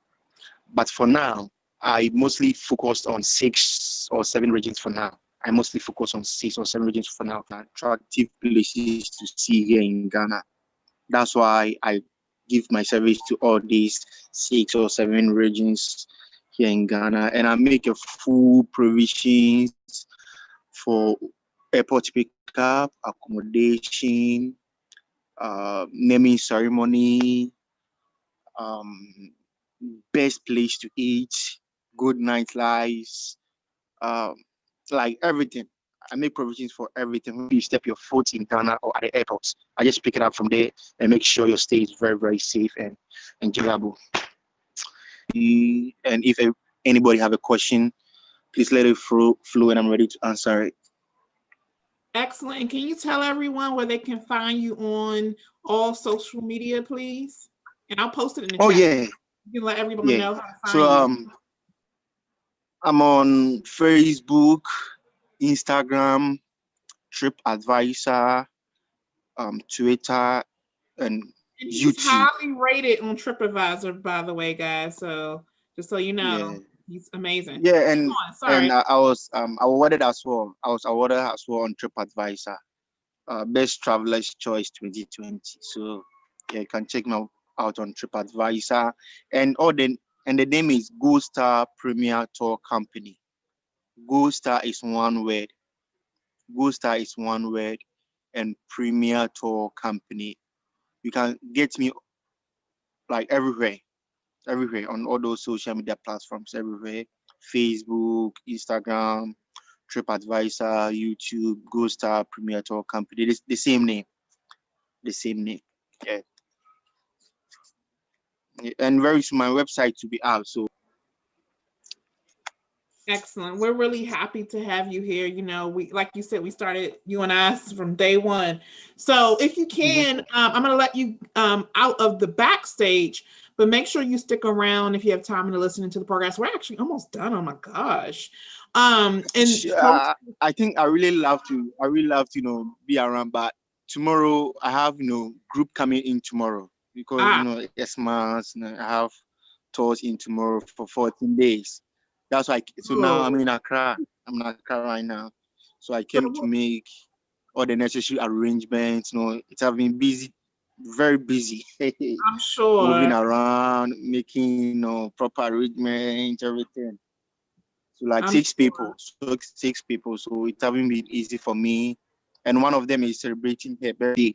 I think four is celebrating their birthday. So I have to make sure I make arrangement for cakes, a surprise cake for them, So I've been moving around, but I just have to do my best and hang around for about a few minutes. It's a blessing for sure. You're highly blessed right now, Brother Samuel. Thank you very much. I'm just so happy to have you. When you have time, just post your links, or if not, I'll do them myself for you. Thank you for joining. I'm gonna say adios to you. Anyone? Does anyone have a question for me? Does anyone have a question for me? It's a different type of live. So there's no students in this live this time. It's just all the professors talking live on YouTube. Oh, okay. But yeah, if you want to check YouTube, the chat there, it might be some questions there. All righty. Sure. Then I'll do that. Right away. Thank you, brother. You're always welcome. Sis. I really miss you, though. I really miss you. But I'll just try and call you later. Yeah, okay, we'll talk later. I know how we can talk. Yeah, we'll catch up. Because it's been a long time since we vibe. I know. We'll catch up. Yes, I'll call you later. See you. Sure. Okay, bye. And stay safe, please. Yes, you too, brother. Yeah, I'm doing my best. So we love Samuel. He's been a friend to me and RLA for quite some time. So let me go ahead and put it back in that speaker view. There you go. Hello, everyone. Hello. Left my hat? I hope so. All right, so we're going to keep the party flowing with our last speaker for today, which is, and by the way, don't be scared, Professor Gerard. It's totally fine. We bring him up to the broadcast, and he'll be teaching us Fongbe. 1 second. Let me unmute. Professor Gerard, are you there? Yes, I am. Hi, I'm going to give you the spotlight, sir. How are you? I'm fine. No pressure, of course. No pressure, sir. All right, you have you can share PowerPoint. You can do whatever you need to do to teach us Fongbe, because I am ready, sir. I am ready. Okay, I'm going to my PC because I'm using the phone. Now I'm shifting to the computer. That's why I was asking for the link in the email. Yeah. Did you get it? Did I give it to you? with the phone, it will be some problem. Yeah. So it will be some problems. You know, many of us are either currently on Anyway, I will try because you got to try first before you say anything. So. Absolutely, but we don't try over in RLA. We only do. Exactly. Okay. I understand. Yeah. Wow. Oh, there you are. I just got your notification for your laptop. So you're going to hear wow in a second and hope the audience doesn't hear it. But you just might hear wow. Because it's like when two people share the same universe. It does a really odd noise. So I hope it doesn't. This thing is a mess. But it just might, y'all. So stay tuned. Let's just make sure this works. We're trying to get the screen going up here. But yeah, I totally understand now. Like I was saying, you know, if not everyone is on the continent or her islands except for me, basically. Oh, maybe Professor Miguel too. And since I've been there, yeah, I totally understand how connectivity, you know, is. So I think you're almost done. You're in the actual backstage now, so I see you. Or to see your laptop, rather. And just let me know if I don't know if it's. Can you hear me? I can hear you. Yes. Okay. Let me try. Let me quit the phone. Oh yeah, then I can see it. I can see it now. I'm gonna make that that one co. Make that co-host. And while you actually figure out the technical issues, I'm gonna bring one more person on stage while you figure that out. Okay. She shouldn't take very long, but keep working on. I'm gonna mute your mic, okay? Okay. All right, and I'm gonna remove your spotlight. So, all right, so we're gonna have Fongbe in just a minute. I know you guys are excited, but you know, you should also be excited for my next guest, who is a YouTube influencer. She does so much for on live a lot. And putting us all, let me and that, and there we go. I think that should be it for Professor Gerard. All right, so now are you there? I am. Hi. Oh, you're sideways. Turn us around. Okay, I was just coming in early so I could listen. Hello, Queen. Hi, how are you? Good. I'm gonna put your spotlight on you. There you go. Oh, okay. I was just coming in early to listen in because I you know. Anyway, me too. We'll be next door to each other. But yeah, tell everybody what you do. You know, do your 30-second, you know, talk about the good work you do in the community. We want to hear about it because you have a beautiful YouTube channel. So let's hear all about it and hopefully get you some additional subscribers like you already have a lot. But we're going to get you some more, and I'm going to post your YouTube channel in the chat as well. But go ahead. Floor is yours, my love. Thank you. Well, first, let me just say how, you know, grateful I am for this moment. I really appreciate you, Shayla, and the excellence that you bring to this YouTube space, but just as a Black intellectual, Black excellence, we're here showing up all over the world, especially Africa, and the West, right? With these intellectual abilities, talking about languages.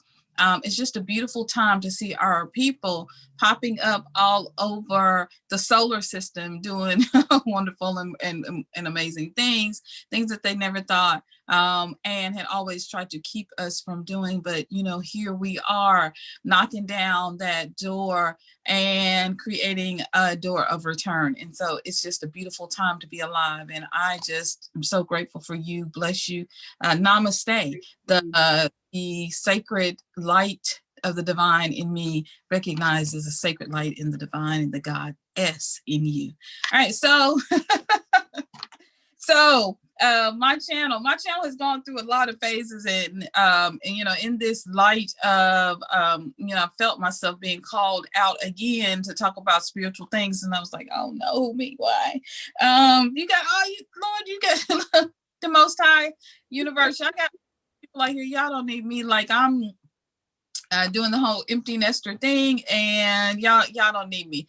And so just kept on because sleep at night, all that stuff. And so on my channel, we do, you know, we talk about a variety of things, and mainly we are shifting into spiritual content, because as our people are moving back to the motherland, you know, it's this call from the ancestors. You don't get this call from the ancestors unless you got some other spiritual stuff that's going on inside of you as well. So I am just your humble spiritual guide, and I mean that because it's always a download. It's always learning, and I learn so much from everyone, as much as I try to share whatever spirit is sharing with me. So I'm your, you know, spiritual guide on this journey to help you reconnect with spirit, reconnect with our own ancestral mind, with our crown, wearing our crown, and reconnecting with this African mindset and African cosmology that is about one, loving nature, loving the world, the universe, protecting it as guardians, as also as guides, hearing the Most High, seeing what's going on in the constellation, the stars, and then trying to sort of reconnect. I'm a little mad though, Snuff, we didn't get our superpowers. Right. I think, you know what, people are really experiencing some really amazing downloads during this break. True. And I'm just sort of like, what? You know, people, I mean, and it's beautiful. People are crying and they're going through all of these things. And you know what I feel? I feel like, Shayla, if you remember, you had a live, and I think you were like crying. You were just kind of and it was like months ago before you went to Tanzania. I feel like there are some of us that already got our superpower download months ago. You hear, you know what I'm saying? Our stuff, that's, and all that crying and all that stuff. I think because I did mine privately, like with my husband. I think some of us did our stuff and our purging and cleansing months ago, so we could be in this moment and hold this space, because everybody can't roll around on the floor. My grandmother was a preacher's wife, and she all the time. Somebody, you know, everyone roll on the floor. I like that. Everyone can't roll on the floor. Everybody can't be laid out in the spirit. You know what I'm saying? Somebody holding the blankets, throw on the folks when they fall out. You know. That is awesome. I love that. So that's what I feel like we're holding in this space, because, you know, some of us have to, you know, continue as this, you know, this winter solstice, there's a, you know, great conjunction, this aligning of Jupiter and Saturn, all this stuff is happening. You know, there's some of us who have to be able to hold that energy, hold that spirit for the rest of us, and pull us, you know, because it's literally awakening people like, what, wait, what, you know, and we're coming with all this knowledge, you know, and so it's beautiful. So there's the spiritual stuff that I do. Also, our family is working diligently to repatriate to the motherland. So our YouTube channels are, my husband just started one. He does Milton Craft. He does one on business. And so, and nonprofits, he has an MBA, all of that. So we are literally funding our move to the motherland, and creating solid businesses, because I teach classes as a part of the spiritual work that I do. And so literally that is what's funding this move to the motherland, or, you know, visiting and all of the things that we want to do. And so thank you. So if anyone subscribes, I just appreciate it so much, because you all are helping me, my family repatriate quickly. And so it's beautiful. And then we do something that is just, you know, really needed. And that is helping to feed people. So we at Craft Organization, we started a nonprofit. It is a 501c3 tax exempt organization, and we received our tax exempt status from the IRS in 2019. And so we were really concentrated on farming and agriculture and helping people here in the West to learn farming and learning agriculture, all those things. And then as we began to awaken to this call to repatriate, we're hearing so many stories, right, of people who just would love to repatriate. They don't have the funds to do so. And so we began to raise money for our family members to be able to repatriate home and to come home. And so that's what's happening with Craft Organization. In addition, we're in a huge fundraising where we are on our track to raise $10,000 so that we can continue to feed people here in the West and provide food. We're delivering food baskets today. We delivered food baskets on yesterday, thanks to donations from Facebook and from all of, beautiful people on Facebook, beautiful people on YouTube. And also we received some donations, clothing donations from Cato clothing stores to help clothe people, and also from Trader Joe's food donations to go into the food baskets. And so yesterday on my YouTube channel, we shared all of the, shared us packing a box and of what goes into a box, especially a family box with food. So that's what we do with Craft Organization. And our hope as we're raising this $10,000, this goal of raising it by January 1, we are in hopes of expanding our operations because we have a budget of, hoping to do fundraising and a budget of $100,000 that we want to get to, so that we can expand our operations to Africa and create a home base in Africa so that we can help people visit Africa for the first time, but also help people to repatriate and come home, because in this season we want to be safe and protected, but we also want to be wise and listen to the Most High telling us about this shift, about this great African shift, about this great African move, which is bringing us back through this door of return that we are creating. So it's a beautiful time. It's a beautiful time for family. It's a beautiful time for us all working and coming together and meeting each other and connecting. It's just spirit. The one thing that I see that's happening more and more is that spirit is connecting her children. The goddess is calling her children back together. Mother is calling her children to connect and reconnect with each other. And we, have been so separated due to the events that happened in the 1500s, right, in the West. I hate calling that name, saying anything about it, but it is what it is. So all those events that happened where people were oppressed and stolen and kidnapped, all of that stuff. And so now we literally don't necessarily know. I feel like, Shayla's is my family. She's probably in my family line somewhere connected, because we were sold, right? And families pulled apart, all of those things happening. And Mother is literally doing this work, right? Mother Africa herself is doing this work of reconnecting her children and calling her children home. And it's beautiful. It is amazing. So these are just some of the things that I talk about over on my YouTube channel, Synolve, Synolve. And all of my socials, you can find me on Facebook. You can find me on Instagram. You can find me on YouTube and Twitter at Synolve. And so Shayla's going to leave that link below, but that's, the crux of what I do. It's really fun and it's really amazing. And I'm just excited, right, to be connected with so many beautiful people and to reconnect with so many beautiful things. And the material things that you do is refreshing too. So, I get along with anyone that's an empath, along that trajectory, of course.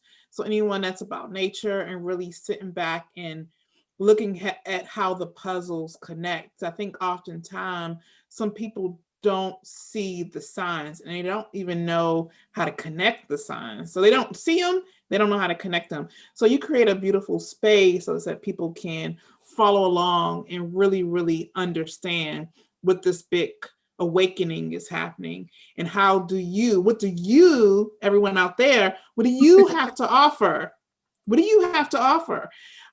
Because we're moving into a space of, it's not really about taking, but we all need to, as they say in Swahili, umoja. Umoja means unite, Yeah. umoja, UMOJA. So that's what it's all about. It's not just about what can I take from people now, it's what can I conjoin, what can I give. So I know your platform is very well known for giving and to putting those pieces together, those spiritual pieces together. And I know you love your rocks too, so your crystals and rocks. Yeah. Beautiful. Like I love crown. So again, thank you so much, Sanav. Are you broadcasting tonight? When's your next broadcast?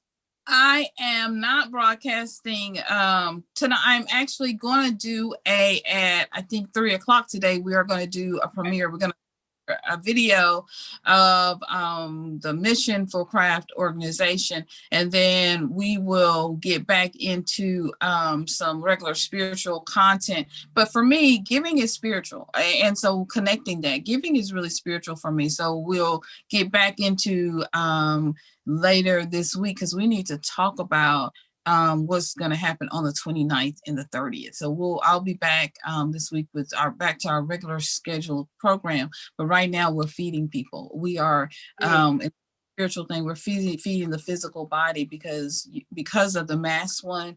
You got a lot of people out here who are hungry, and there was already food insecurity. So right now people can't hear the spiritual stuff if their bellies are so loud. And so right now we are intent on feeding our people, because relying on other organizations to feed our people, they get food. People are showing me boxes. They get food that's old food that's ruined. To get potatoes that are half rotten. And like that, we go to the store and I buy, like I'm shopping. When I buy for hubby and I buy for a family, we buy like we're shopping for ourselves. They get name brand Crisco and all the stuff that I would buy for myself. And so, because we want our people to be fed well. And at that time in that season, where we were doing this thing where we were just relying on other people to do for us, that day is gone. It's time for us, as you have always said, it's time for us to arise and to take care of our own. So it's just beautiful. Thank you again, Sister Queen. Thank you so much. Thank you for coming and dropping those jewels, those spiritual jewels, and the good work that you're doing. And I did post your link already, so that's awesome. It's in the chat. And of course, please tune in to Sanaf, subscribe so you can get her notifications when she's live. She's doing amazing work. Thank you so much, sister. I'm gonna let you go. Love you. All right. So now we're going to have Gerard back up with us. You ready, Professor Gerard? You had time enough to sweat off the anxiety. So I'm going to unmute you, sir. And then I'm going to remove my own spotlight off myself. And then we're going to bring you down to the floor. There you go. Okay. Hello, everyone. Hello. Bonjour. Yeah. Bonjour. I'm very happy to have you all here. And it's an honor to be given this opportunity to share this African language, which is Fongbe. Fongbe is the dominant language in Benin Republic. And Benin has almost the same culture with Nigeria, Ghana, and Togo. So it's almost the same country divided during colonial time. So it's a pleasure for me to talk about this. today we are going to learn how to greet in Fongbe. And this will be a dialogue, a short dialogue that we're going to work on. And this dialogue will be between, we'll use Shayla's name and Simple for the dialogue. So can you see my screen? Not yet. Let me get you going here. You should be able to share your screen. Want to try again? You see the share icon? You can? Not yet. But it is shared normally what I think. I know it's normally quick. Let's see. Yeah, you're definitely I don't think that would be the issue. Let's try it again. Let's see if that was the issue. No. Ah, it's coming up. All right. Oh, All right. Yay. Is that okay? We see Zoom, but we don't see your PowerPoint just yet. I see the word Zoom. Okay. You click on your PowerPoint and we should be in business. Can Yay, yeah. And now All on right. the bottom right, just make sure you put it in presentation mode. Yes. See bottom right, Okay. you know what I'm talking about? Because we see it, but we see like the second slide, not the first slide. Oh, okay. I will see Rose for that. She will help me master this too. Okay. Yeah, click on the first one because that's the second slide. You see? Okay. Otherwise, what I have on the screen now is what where I want to start. Oh, okay, I got you. Let me mute myself.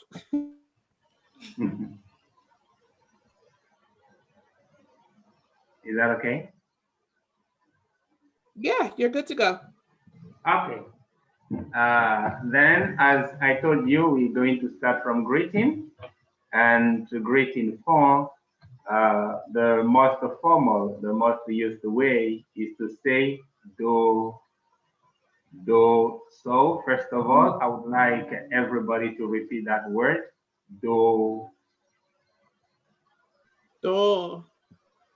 D-O-O. Do. Now, yes, if you greeting someone, we say in form, literally translating, we say hello to you. Not like in English, we say hello, Shayla. We say to you, hello to you. So do nuwe, and you add the name of the person that you're greeting. So if I want to say do nuwe, simple, this means hello, simple. So that is the first thing we're going to work on. So I would like Shayla to repeat after me. Do nuwe. Do nuwe. Simple. Do nuwe. Can you repeat that again? Do nui. Okay. And I would like Rebecca, who's there, Rose? I think it's Veronica and Okay, Veronica is there. And Professor Zuhair. All right. I would like each of them to try to repeat after me. Do nuwe. Do nue. Simple. Good. Do nuwe. Then you reply. When somebody say do, you repeat also do. So it's like hello. Now, if you want to add the name, you need to use nuwe, to you, nuwe. But if you don't want to add the name, do is okay. So, Veronica will play the role of Simple. I mean, we'll take Simple's name and Shayla will keep her name. So you will practice this dialogue, the first two lines. Okay? Okay, so I say do nue. Simple. Veronica. Yeah. And then, Veronica, you play the role. You say do. Do. Good. Now, if you want to say, how are you? How are you? In Fongbe is, excuse me, how are you? In Fongbe is ne adekbon. Ne and our inverted three, which is e. Ne adekbon. Ne adekbon. Can you say that, Veronica? Ne adibon. Good, very good. Zuhel, can you try? Do ne adekbon. Donner à des bons. Very good. Now, you play the role of Sheila. Zuhel, you play the role of Sheila. You say, do know it simple. And now Sheila will play the role of simple. Do ne adekbon. Can we try? Go Do ahead. nue. Donner simple. Good. Do ne adegimpo. Ne adekbon. Do ne adegimpo. Very good. Now, ne adekbon means how are you? So, how is ne? How? Ne? How? Ne? And at the end, bon. Ne adekbon. So, ade means are you somehow? Are you? A is you. A is you here. Good. We are moving. When somebody says, how are you? You are going to say, I'm fine or I'm good. In Fongbe, we simply say, do ganji, do ganji. Can you say that? Do ganji. Veronica, your turn. Undo ganchi. Good. Zuha. Undo ganji. Good. Sheila? Undi ganji. Good. Undo ganji. Undo ganji. Good. I'm good. Undo ganji. Then you can say, and you. Are you okay? And you. So, and you is wede su do ganjiya. Are you okay? Are you also okay? So it is the full sentence we use in Fongbe. So instead of saying and you should say, are you also okay? Are you also fine? Wede su, you too. Wede su, you too. Okay? Wede su. Okay, Zohar, can you say wede su? What desu? Good. Wede su. Is it my Say it turn? again. What desu? Good. Do ganji a. Do ganji a. Good. It is on that we're going to stop today and not take too much of your time. We're going to take it again from the beginning. So when you want to greet somebody in Fongbe, you simply say do. Now, when you want to add the person's name, you put Nuwe in the middle. So I will say do Nuwe Sheila. So I would like we who are here to greet each other. Okay? I will greet Veronica and Veronica will greet Sheila. Okay? Do Nuwe Veronica. Do nue Sheila. Good. Sheila, you greet Suher.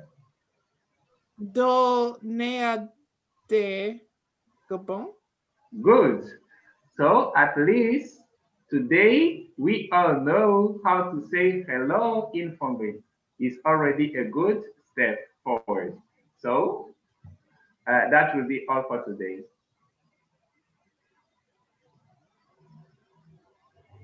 Bye.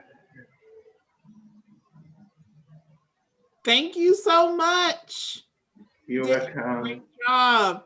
So it's funny, like the way the words look. Let me remove you from the spotlight here. And then what do I do? What do I do? Gerard, remove the share screen. There we go.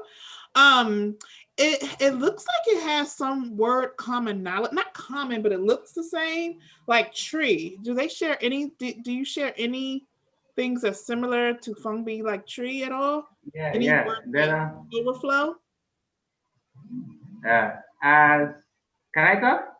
Yeah. Okay.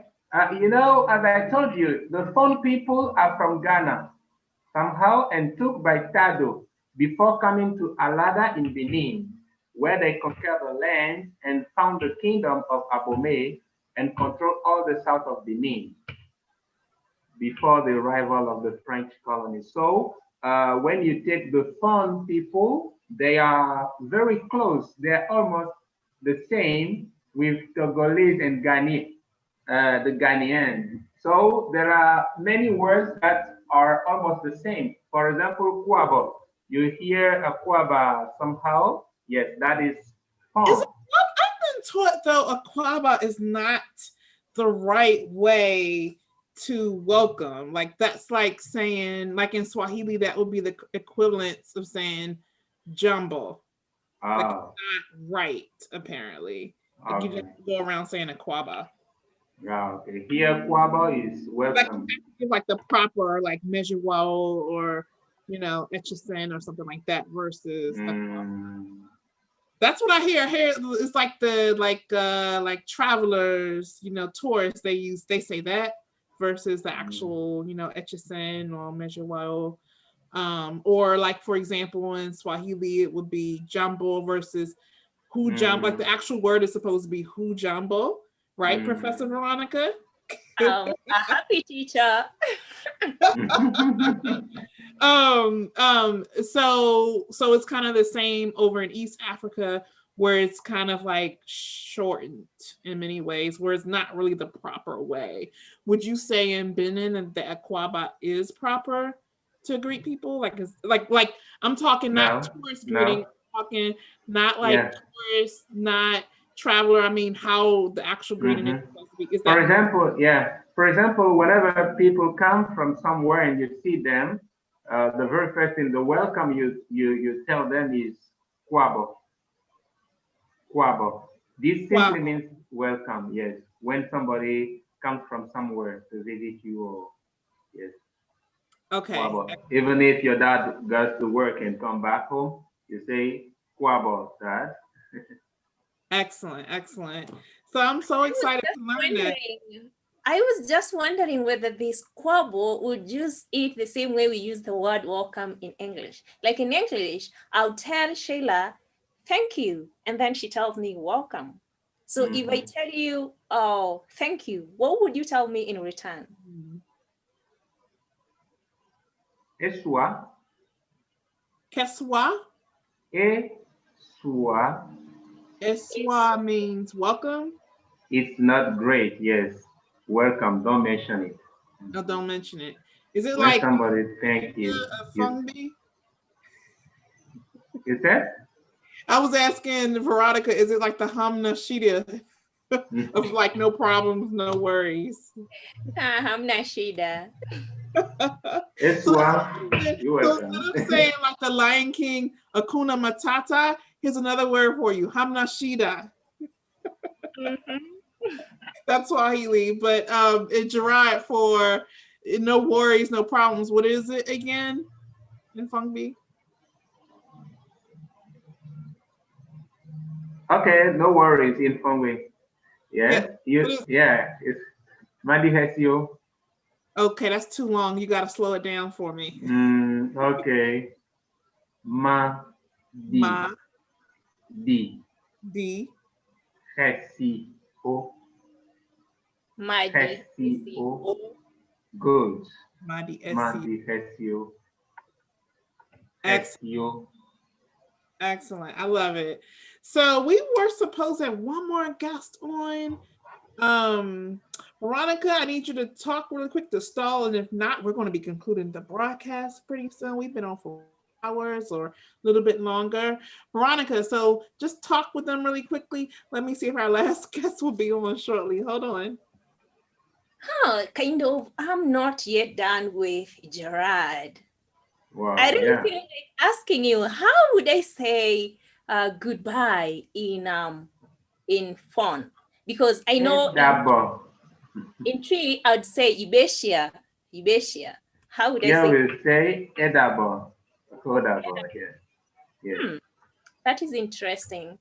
Yeah. So thank you very much, Gerard. You're welcome, Eswa. Every time I'll say Do. do. Yeah, Very good. interesting. I like that. Thank Okay. you. You're welcome.